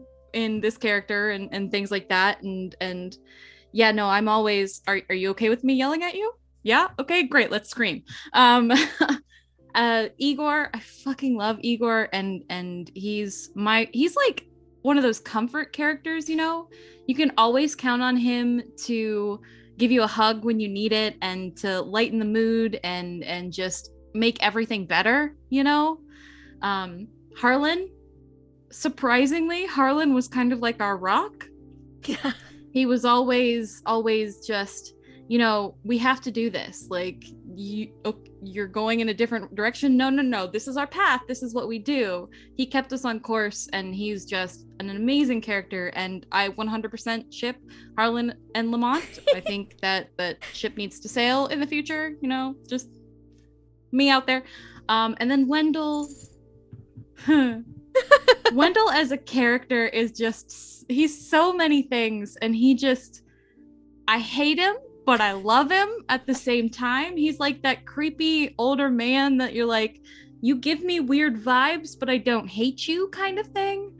And I'm very sad to leave this campaign, but I'm very excited to see what we do in the future. And thank you, Frank, for everything. Like I said, for running this and being as amazing of a DM as you are. And thanks, Lindy, for hosting us. Thank you. I've always had fun because of all the players in the games, even the off-stream games you played. Nugget is always the person who has come to me with, I want to do this. Can we do this? Is this? And I always know that even if it's I'm a little off by the question, I'm like, I trust Nugget to make this call right, and it will be great. When she said it was time for Hal, I was concerned. I loved Hal as a character, and I was worried that she was leaving for the wrong reasons, but we had a talk. She explained it to me. I'm like, great, what are we going to bring in instead? And we made it work. She said, I trust you to bring her back. I want her to do this. Can maybe she fight the characters? I'm like, I will make that happen for you. I'll do the best I can. And I tried to handle, Nezrin and her relationship, but like I had so many things that I had to figure out the best way to handle. And Nugget made it easy for me to try and shepherd her characters along.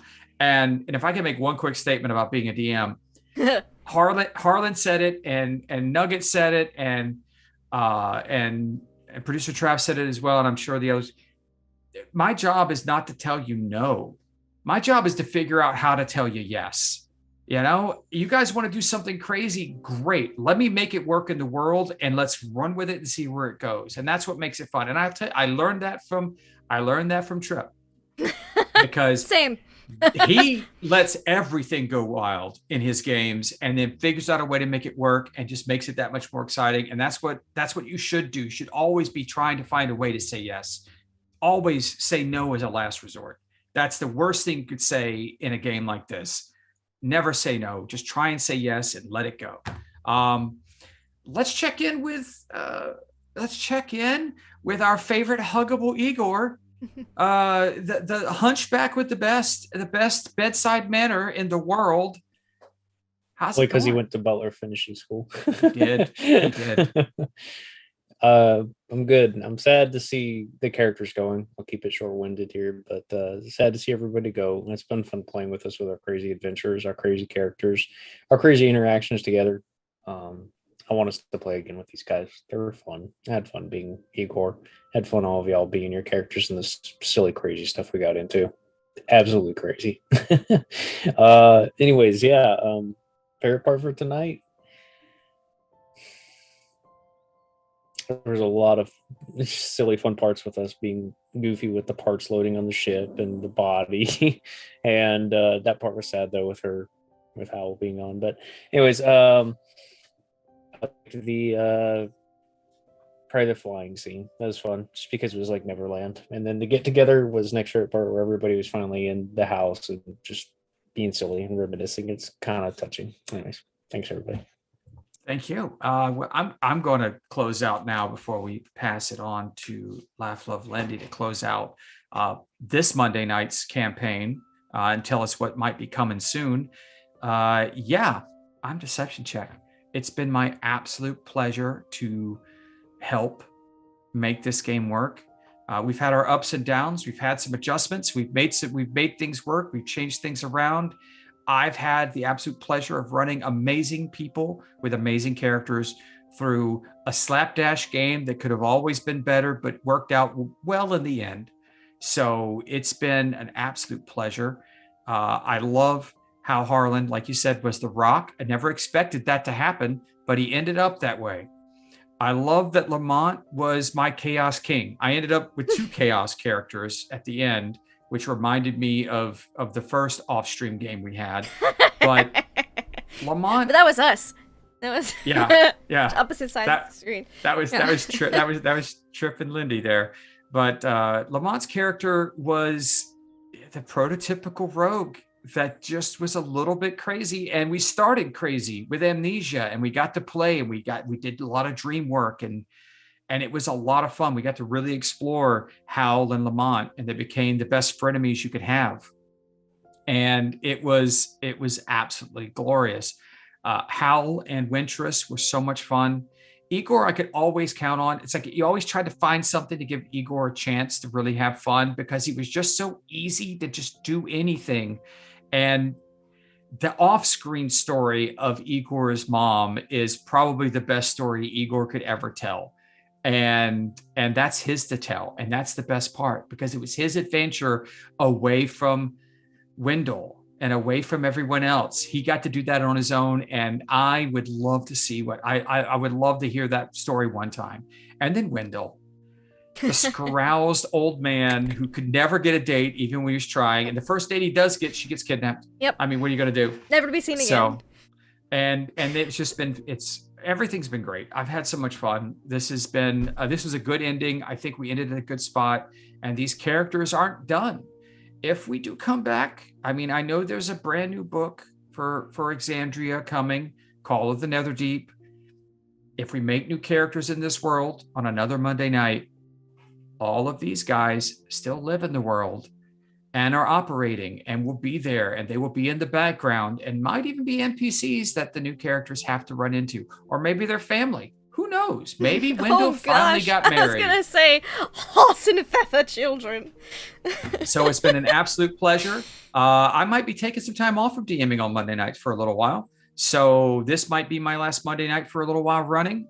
So you won't get all the strange images and titles that I get put on Twitter every week for a little while. But, you know, it's been a pleasure. Thank you, guys. Thank you for letting me do this. This is 5 years. And I get a little break now.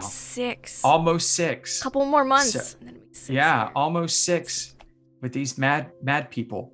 So let me pass it on, and for the last time say, to Wendell Eustace Abernathy, Lucius Throckwaddle, Hassenpfeffer IV of the Havisham Hassenpfeffers, our own, your own, Laugh Love Lindy. Thank you. Oh my gosh, yes, this was so much fun. I'm with Nugget, ship things, based on all those bathroom scenes. Primarily. Favorite moments from tonight, I'm gonna start with that first. I really liked it when Wendell and was like, I will distract Wintress while you two do efficient things about the buzzes, and Lamont, and meanwhile, while Wendell's running interference for you all, sacrificing minor bits of his sanity, Harlan and Lamont are going, and just having, like, sidekick conversations.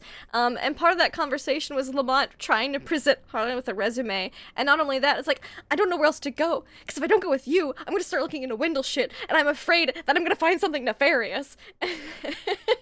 Because whenever he's looked into it, it seemed nefarious, but at the same time, he couldn't find anything actually wrong with it. And I loved how it's still eating at him to this very day. He's like, yeah, I just send anyone I find that might be up your alley, up your way. And Wendell's like, you know, we're not complete scammers, right? I want legitimately useful people. But Lamont still has it in his head. It's like, no, there's various going on here, and I just love that.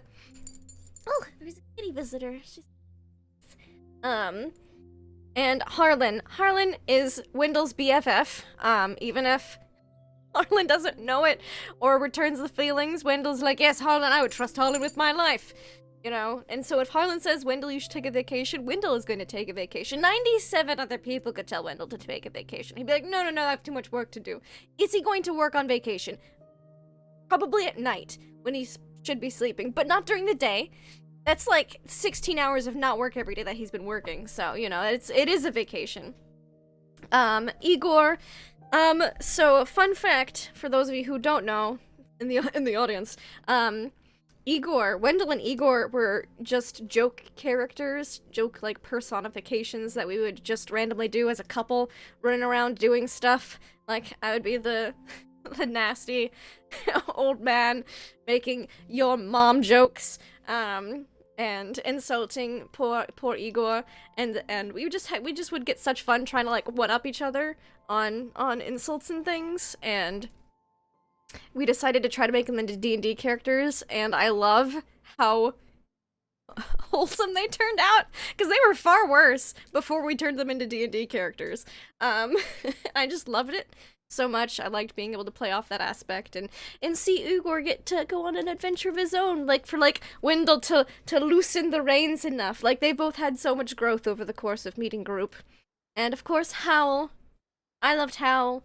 Wendell loved Howl. Everyone loved Howl. Just delightful. And Wintress, I loved Wintress. Wendell is like, she's a lot, but I loved Wintress. So yeah, I just loved everything about tonight. And of course about the campaign overall. I loved having John guest as Nikolai Yates, because he is also a delight and can contributed to the crazy. We accomplished so many things, and I loved how you look at all the individual members of groups separately and you're like, there's no way these motherfuckers would get along and hang out with each other. But they basically became each other's kind of like found family, because most of them either had no blood family or shitty families and that kind of thing. We just kind of group became family, and it was a loving, touching, and I love it. And my heart's all warm, and I absolutely love it. So, you know, tune in to see what's going to happen later, because these characters are going to be doing their own things for a little while, and I'm going to fanfic all of it in my head on what those things are. But yes, we are going to be taking a little break here at the end of February, beginning of March for IRL stuff, but when we will be back, we're gonna have some one-shots, some fun short shots and things. And if you thought Miss Ravenloft on Tuesday was spooky, just imagine spooky nights instead of being on Tuesday night, on Monday nights, and none of us as the GM. That's your teaser spoiler. Hopeful, fingers crossed, still making sure everything's worked out, but plans are in the works. So I'm very excited. So, but if you do like Miss Ravenloft, then that's tomorrow, where our dear Magnus Deepshaft has reclaimed his throne, and now I believe they might be moving on to Grover's Courts, Elam's hometown village. Yeah, I'm sure it'll be great. I'm very excited. This is probably the most excited thing I am for in the epilogue, because I just get to go ham. But anyways, thank you all so much for playing and this wonderful campaign, and for GMing and letting us reign in our chaos and pyramid schemes, and not being like, you want to run a pyramid scheme, more like, what? Letting me convert people, pass out pamphlets. Thank you, and everyone, I hope you have a good night. Till next time, have fun and play games.